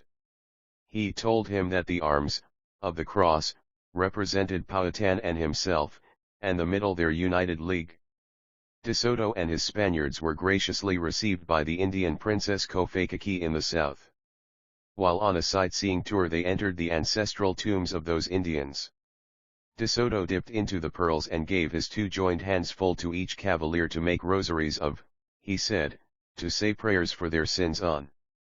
We imagine if their prayers were in proportion to their sins they must have spent the most of their time at their devotions. It was in this fashion that the old world snatched away the fee in the land of the new. It was in this fashion that America was divided between the powers of Europe and the aborigines were dispossessed of their country. The barbaric rule of might from which the pale-face had fled hither for refuge caught up with him again, and in the melee the hospitable native suffered legal disability. History tells that it was from the English and the Spanish our government inherited its legal victims, the American Indians, whom to this day we hold as wards and not as citizens of their own freedom-loving land. A long century of dishonor followed this inheritance of somebody's loot. Now the time is at hand when the American Indian shall have his day in court through the help of the women of America. The stain upon America's fair name is to be removed, and the remnant of the Indian nation, suffering from malnutrition, is to number among the invited invisible guests at your dinner tables. In this undertaking there must be cooperation of head, heart, and hand. We serve both our own government and a voiceless people within our midst. We would open the door of American opportunity to the red man and encourage him to find his rightful place in our American life. We would remove the barriers that hinder his normal development. Wardship is no substitute for American citizenship, therefore we seek his enfranchisement. The many treaties made in good faith with the Indian by our government we would like to see equitably settled. By a constructive program we hope to do away with the piecemeal legislation affecting Indians here and there which has proven an exceedingly expensive and disappointing method. Do you know what your Bureau of Indian Affairs, in Washington, D.C., really is? How it is organized and how it deals with wards of the nation? This is our first study. Let us be informed of facts and then we may formulate our opinions. In the remaining space allowed me I shall quote from the report of the Bureau of Municipal Research, in their investigation of the Indian Bureau, published by them in the September issue, 1915, number 65, Municipal Research, 261 Broadway, New York City. This report is just as good for our use today as when it was first made, for very little, if any, change has been made in the administration of Indian affairs since then. Prefatory note. While this report was printed for the information of members of Congress, it was not made a part of the report of the Joint Commission of Congress, at whose request it was prepared, and is not available for distribution. Unpublished digest of statutory and treaty provisions governing Indian funds. When in 1913 inquiry was made into the accounting and reporting methods of the Indian Office by the President's Commission on Economy and Efficiency, it was found there was no digest of the provisions of statutes and treaties with Indian tribes governing Indian funds and the trust obligations of the government. Such a digest was therefore prepared. It was not completed, however, until after Congress adjourned March 4, 1913. Then, instead of being published, it found its way into the pigeonholes in the Interior Department and the Civil Service Commission, where the working papers and unpublished reports of the Commission were ordered stored. The digest itself would make a document of about 300 pages. Unpublished outline of organization. By order of the President, the Commission, in cooperation with various persons assigned to this work, also prepared at great pains a complete analysis of the organization of every department, office, and commission of the federal government as of July 1, 1912. This represented a complete picture of the government as a whole in summary outline. It also represented an accurate picture of every administrative bureau, office, and of every operative or field station, and showed in his working relation each of the 500,000 officers and employees in the public service. The report in typewritten form was one of the working documents used in the preparation of the budget submitted by President Taft to Congress in February, 1913. The budget was ordered printed by Congress, but the cost thereof was to be charged against the President's appropriation. There was not enough money remaining in this appropriation to warrant the printing of the report on organization. It, therefore, also found repose in a dark closet. Too voluminous to be made part of the series. Congress alone could make the necessary provision for the publication of these materials. The documents are too voluminous to be printed as a part of the series, even if official permission were granted. It is again suggested, however, that the data might be made readily accessible and available to students by placing in manuscript division of the Library of Congress one copy of the unpublished reports and working papers of the President's Commission on Economy and Efficiency. This action was recommended by the Commission, but the only official action taken was to order that the materials be placed under lock and key in the Civil Service Commission. Need for special care in management. The need for special care in the management of Indian affairs lies in the fact that in theory of law the Indian has not the rights of a citizen. He has not even the rights of a foreign resident. The Indian individually does not have access to the courts.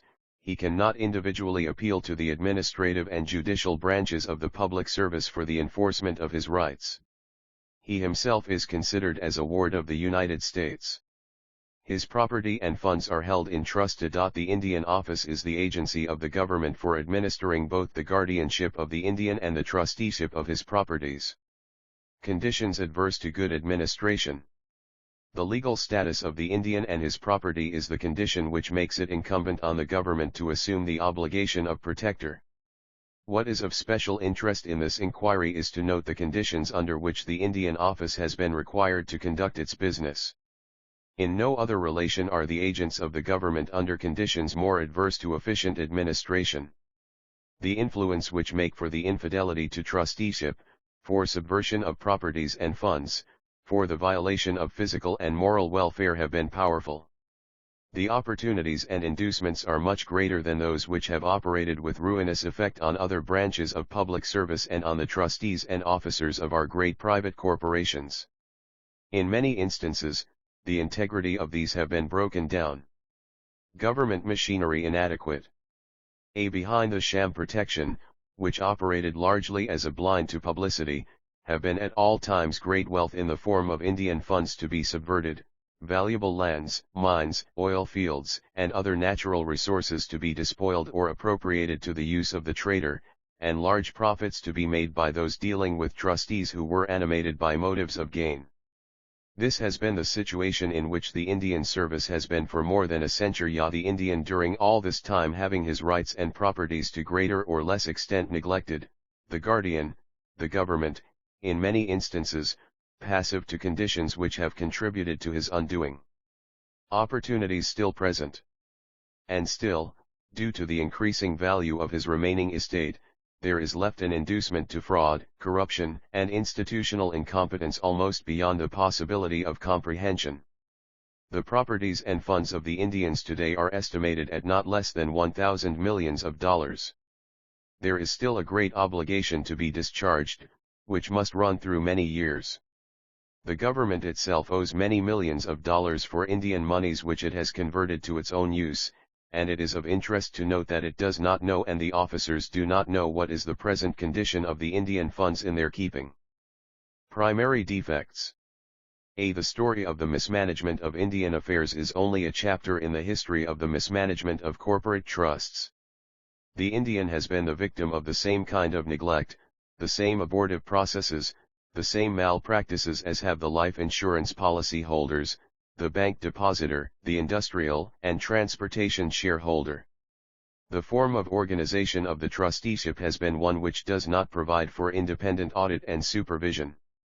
The institutional methods and practices have been such that they do not provide either a fact basis for official judgment or publicity of facts which, if made available, would supply evidence of infidelity. In the operation of this machinery, there has not been the means provided for effective official scrutiny, and the public conscience could not be reached. Ample precedents to be followed. Precedents to be followed are ample. In private corporate trusts that have been mismanaged, a basis of appeal has been found only when some favorable circumstance has brought to light conditions so shocking as to cause those people who have possessed political power, as a matter of self-protection, to demand a thorough reorganization and revision of methods. The same motive has lain back of legislation for the Indian. But the motive to political action has been less effective, for the reason that in the past the Indians who have acted in self-protection have either been killed or placed in confinement. All the machinery of government has been set to work to repress rather than to provide adequate means for justly dealing with a large population which had no political rights. Selected Poetry. A Ballad. January 1897. Afar on rolling western lands, there cluster cone-like cabins white. There roam the brave, the noble bands, a race content with each day's light. Say not, this nation has no heart, in which strong passions may vibrate. Say not, deep grief can play no part, for mute long suffering is innate. Above the village on the plain, dark, threatening clouds of brooding woe hang like some hovering monster pain, with wicked eye on peace, its foe. Once Eaer Aurora had proclaimed, approaching charioteer of day. Distress, with frozen heart, controlled this village with unbounded sway. What means this rushing to and fro? Sad, anxious faces, grieving eyes, now surging tears, brave hearts o'erflow, in sobs that melt the sterner sighs. What means the neighing steeds arrayed, with boughs cut fresh from living green? A dark foreboding they betrayed, in pawings fierce and sniffings keen. Apart from this confusion strayed Winona to the watering place, a spring with mighty rocks part stayed, like sacred water in rude vase. 'Tis here her nag with glossy coat, the brisk young Walla, loves to graze. Alert, she hears a low, clear note, the call Winona gave always. Nor long was Walla innocent, that ills now bowed Winona low. But see, perchance by fate's well sent, comes tall and proud Osceola. By grief made bold, Winona shy, half chiding, questioned her heart's king. Yet even reproach was lost well nigh, in mingling with the murmuring spring. But stay, Osceola, she prayed. Did you not hear the angry cry of howling wolves that last night stayed within the deep ravines nearby? Did you not hear the moody owl in mournful hoots foreboding ill, with warnings of the fate's dark scowl that all of yesterday did fill? Today as I my Walla called, I roused the sullen, sacred bird, which merely sight of me appalled, nor ceased to shriek, in flight e'en heard. Osceola, you dare not go, ambitious though perchance for fame. Our gods, 'tis clear, are with the foe, and wars without our gods bring shame. In deep, sad tones, like muffled bell, the curfew of their love on earth, it seemed, and bitter tears did well within her heart foredoomed to death. Winona's fear was dreaded fact. My chieftain father, he replied, did ask me as a leader act, and I, a loyal son, complied. 'Tis thoughts of you shall make me strong, though hard and cruel 'tis to part. But hark! I bear the farewell song. Begun, the signal for our start. Soon Walla bore Osceola. Fast Oaer receding hill and vale. Like breathing arrow from the bow. She urged the space from village whale. For on that day of rounded moon, there would be heard a festive strain. Of hostile bands they planned at noon, to pounce upon and glory gain. Here too was Judas of this tribe. A silent, plotting traitor base, whom jealousy and hate did bribe. In hands of foe this plan to place. Osceola, though brave and bold, was not prepared to meet his foe. Forearmed with his own plottings sold, together with the cruel bow. Like jungle fight was battle din, when elephant and tiger groan. In bloody conflict one must win. Amid thundering roar and dying moan, the hoarse uproar of fallen ones was pierced by pain and death-fraught cry of wounded horse.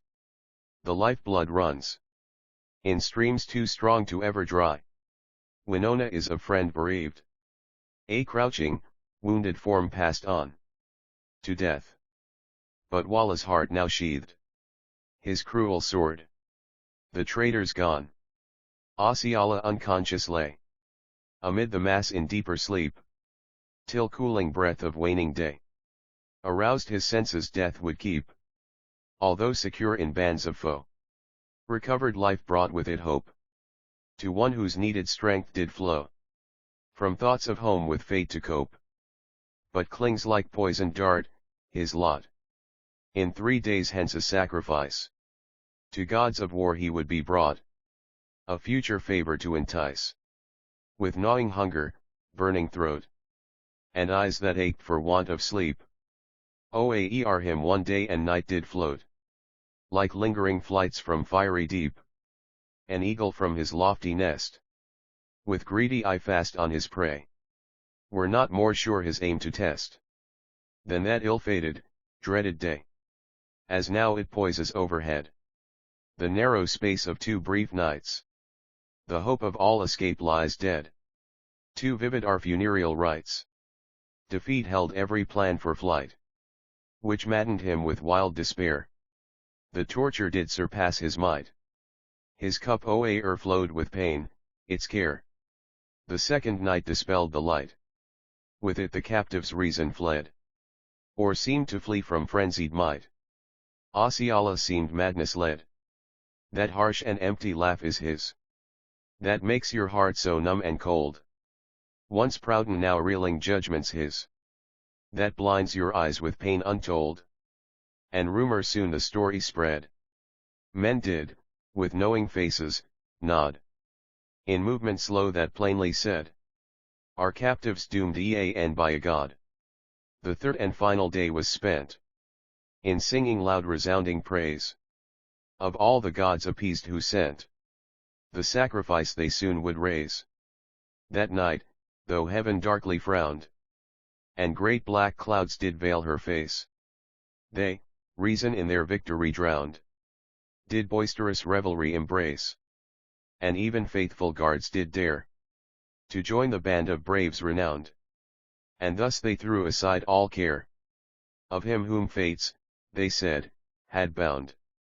But with the rushing, rising tide of 1,000 laughing voices rose the captive's trampled, swollen pride, and bound a rise of his heart o'erflows.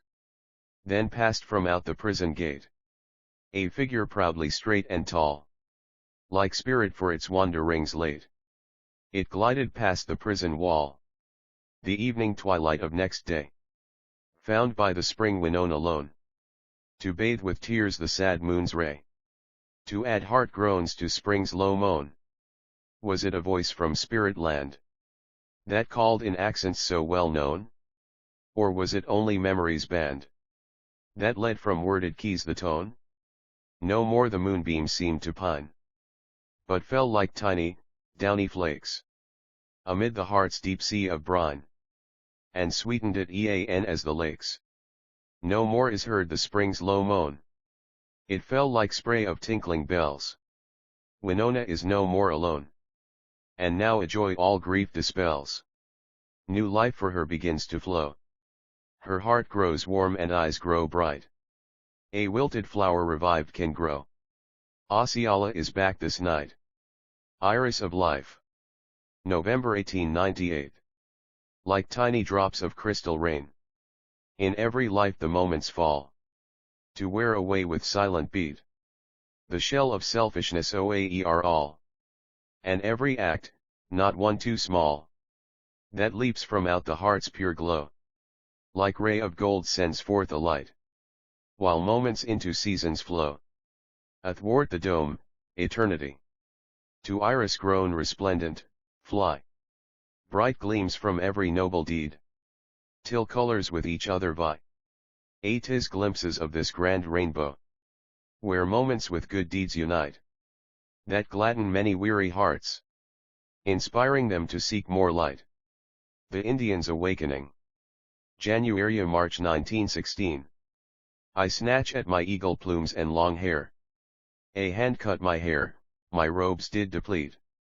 Left heart all unchanged, the work incomplete. These favors unsought, IABE paid since with care. Dear teacher, you wished so much good to me. That though I was blind, I strove hard to see. Had you then, no courage frankly to tell. Old race problems, Christ and failed to expel. My light has grown dim, and black the abyss. That yawns at my feet. No bordering shore. No bottom eaer found by hope sunk before. Despair I of good from deeds gone amiss. My people, may God have pity on you. The learning I hoped in you to imbue. Turns bitterly vain to meet both our needs. No sun for the flowers, vain planting seeds. IABE lost my long hair, my eagle plumes too. From you my own people, IABE gone astray. A wanderer now, with nowhere to stay. The will-o'-the-wisp learning, it brought me rue. It brings no admittance. Where I have knocked. Some evil imps, hearts, have bolted and locked. Alone with the night and fearful abyss. I stand isolated, life gone amiss. Intensified hush chills all my proud soul. Oh, what am I? Whither bound thus and why? Is there not a God on whom to rely? A part of his plan, the atoms enroll? In answer, there comes a sweet voice and clear. My loneliness soothes with sounding so near. A drink to my thirst, each vibrating note. My vexing old burdens fall far remote. Then close your sad eyes. Your spirit regain. Behold what fantastic symbols abound. What wondrous host of cosmos around. From silvery sand, the tiniest grain. To man and the planet, God's at the heart. In shifting mosaic, souls doth impart. His spirits who pass through multiformed earth. Some lesson of life must learn in each birth. Divinely the voice sang. I felt refreshed. And vanished the night, abyss, and despair. Harmonious kinship made all things fair. I yearned with my soul to venture unleashed. Sweet freedom. These stood in waiting, a steed. All prancing, well bridled, saddled for speed. A foot in the stirrup. Off with a bound. As light as a feather, making no sound. Through ether, long leagues we galloped away. An angry red river, we shied in dismay. For here were men sacrificed, cruel deed. To reptiles and monsters, war, graft, and greed. A jungle of discord drops in the rear. By silence is quelled suspicious old fear. And spite gnats a low buzz is muffled at last. Exploring the spirit, I must ride fast. Away from these worldly ones, let us go. Along a worn trail, much traveled and, lo, familiar the scenes that come rushing by. Now billowy sea and now azure sky. Amid that enchanted shade, as they spun. Sun, moon, and the stars, their own orbits run. Great Spirit, in realms so infinite reigns. And wonderful wide are all his domains. Hark! Here is the spirit world, he doth hold. A village of Indians, camped as of old. Earth legends by their fires, some did review. While flowers and trees more radiant grew. Oh, you were all dead. In Lethe you were tossed. I cried, everywhere 'twas told you were lost. Forsooth, they did scan your footprints on sand. Bereaved, I did mourn your fearful sad end. Then spoke one of the spirit space, so sedate. My child, we are souls, forever and aye.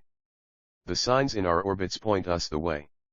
Like planets, we do not tarry nor wait. Those memories dim, from dust to the man. Called instincts, our trophies won while we ran. Now various stars where loved ones remain are linked to our hearts with memory chain. In journeying here, the eons we be spent are countless and strange. How well I recall old earth trails, the river red, above all. The desert sands burning us with intent. All these we have passed to learn some new thing. Oh hear me. Your dead doth lustily sing. Rejoice. Gift of life pray waste not in wails. The maker of souls forever prevails, Direct from the spirit world came my steed. The phantom has place in what was all planned. He carried me back to God and the land, where all harmony, peace, and love are the creed. In triumph, I sight my joyous return. The smallest wee creature I dare not spurn. I sing gift of life, pray waste not in wails. The maker of souls forever prevails. The Red Man's America. January-March 1917. My country. 'Tis to thee, sweet land of liberty, my pleas I bring. Land where our fathers died, whose offspring are denied the franchise given wide. Hark, while I sing. My native country, thy red man is not free, knows not thy love. Political bread ills, peyote in Temple Hills, his heart with sorrow fills, knows not thy love. Let Lane's bill swell the breeze, and ring from all the trees sweet freedom's song. Let Gandhi's bill awake all people, till they quake. Let Congress, silence break, the sound prolong. Great mystery, to thee, life of humanity, to thee, we cling. Grant our homeland be bright, grant us just human right, protect us by thy might. Great God, our King. A Sioux woman's love for her grandchild. October-December 1917.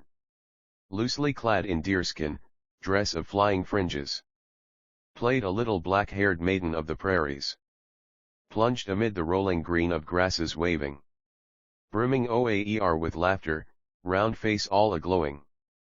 Through the oval teepee doorway, Grandma watched her. Narrowed aged eyes reflecting love most tender. 7 summers since a newborn babe was left her. Death had taken from her teepee, her own daughter. Tireless love bestowed she on the little bright eyes, eagerly attended her with great devotion. 7 summers grew affection intertwining. Bent old age adorned once more with hopes all budding. Bright eyes spied some gaudy wings and chased them wildly. Sipping dew and honey from the flowers, gaily flit the pretty butterflies, here now, then yonder. These, the green, wee babes, old grandma mused in wonder. One time snug in winter slumber, now in season. Leave their silken cradles, fly with gauzy pinion. Shouting gleefully, the child roamed on fearlessly. Glossy, her long hair, hung in 2 braids oaer each ear. Zephyrs whispered to the flowers, at her passing. Fragrant blossoms gave assent with gracious nodding. Conscious lay the crystal dew on bud and leaflet. Iridescent joys emitting till the sun set. Monster clouds crept in the sky, fell shadows in the prairie. Grandma, on her cane, leaned breathless, sad and weary. Listened vainly for the laughter of her darling. Where, oh where, in sudden desert's endless rolling, could the wee girl still be playing, cried she hoarsely. shaking as with ague in that silence somber. Sobbing bitterly, she saw not men approaching. Overwrought by sorrow, scarcely heard them talking. Gusts of wind rushed by, cooled her fever. Loosed her wisps of hair befitting to a mourner. In God's infinitude, where, oh where is the grandchild? Winds caught up her moaning, shrieked and shook the teepee. Dry your tears, old grandma, cease excessive wailing. Empty words addressed they to an image standing. Chieftain's word of sympathy and warning, hear you. Moving dust cloud of an army is oncoming. Though you have lost your grandchild, tempt no useless danger. In the twilight, we must flee hence. This the order. Duty done, they paused with heads bowed sadly. These strong men were used to meeting battles bravely. Yet the anguish of the woman smote them helpless. Setting of the sun made further searching fruitless. Darkness, rife with evil omens surging tempest, came, obliterating hope's last ray for rescue. Fleeing from the soldiers startled red men hurried. Riding travois, ponies faced the lightnings, lurid. Against the sudden flashing, angry fires, a figure stood, propped by a cane. A soul in torture. Sacrificing life than leave behind her lost one. Greater love hath no man, love surpassing reason. About the author.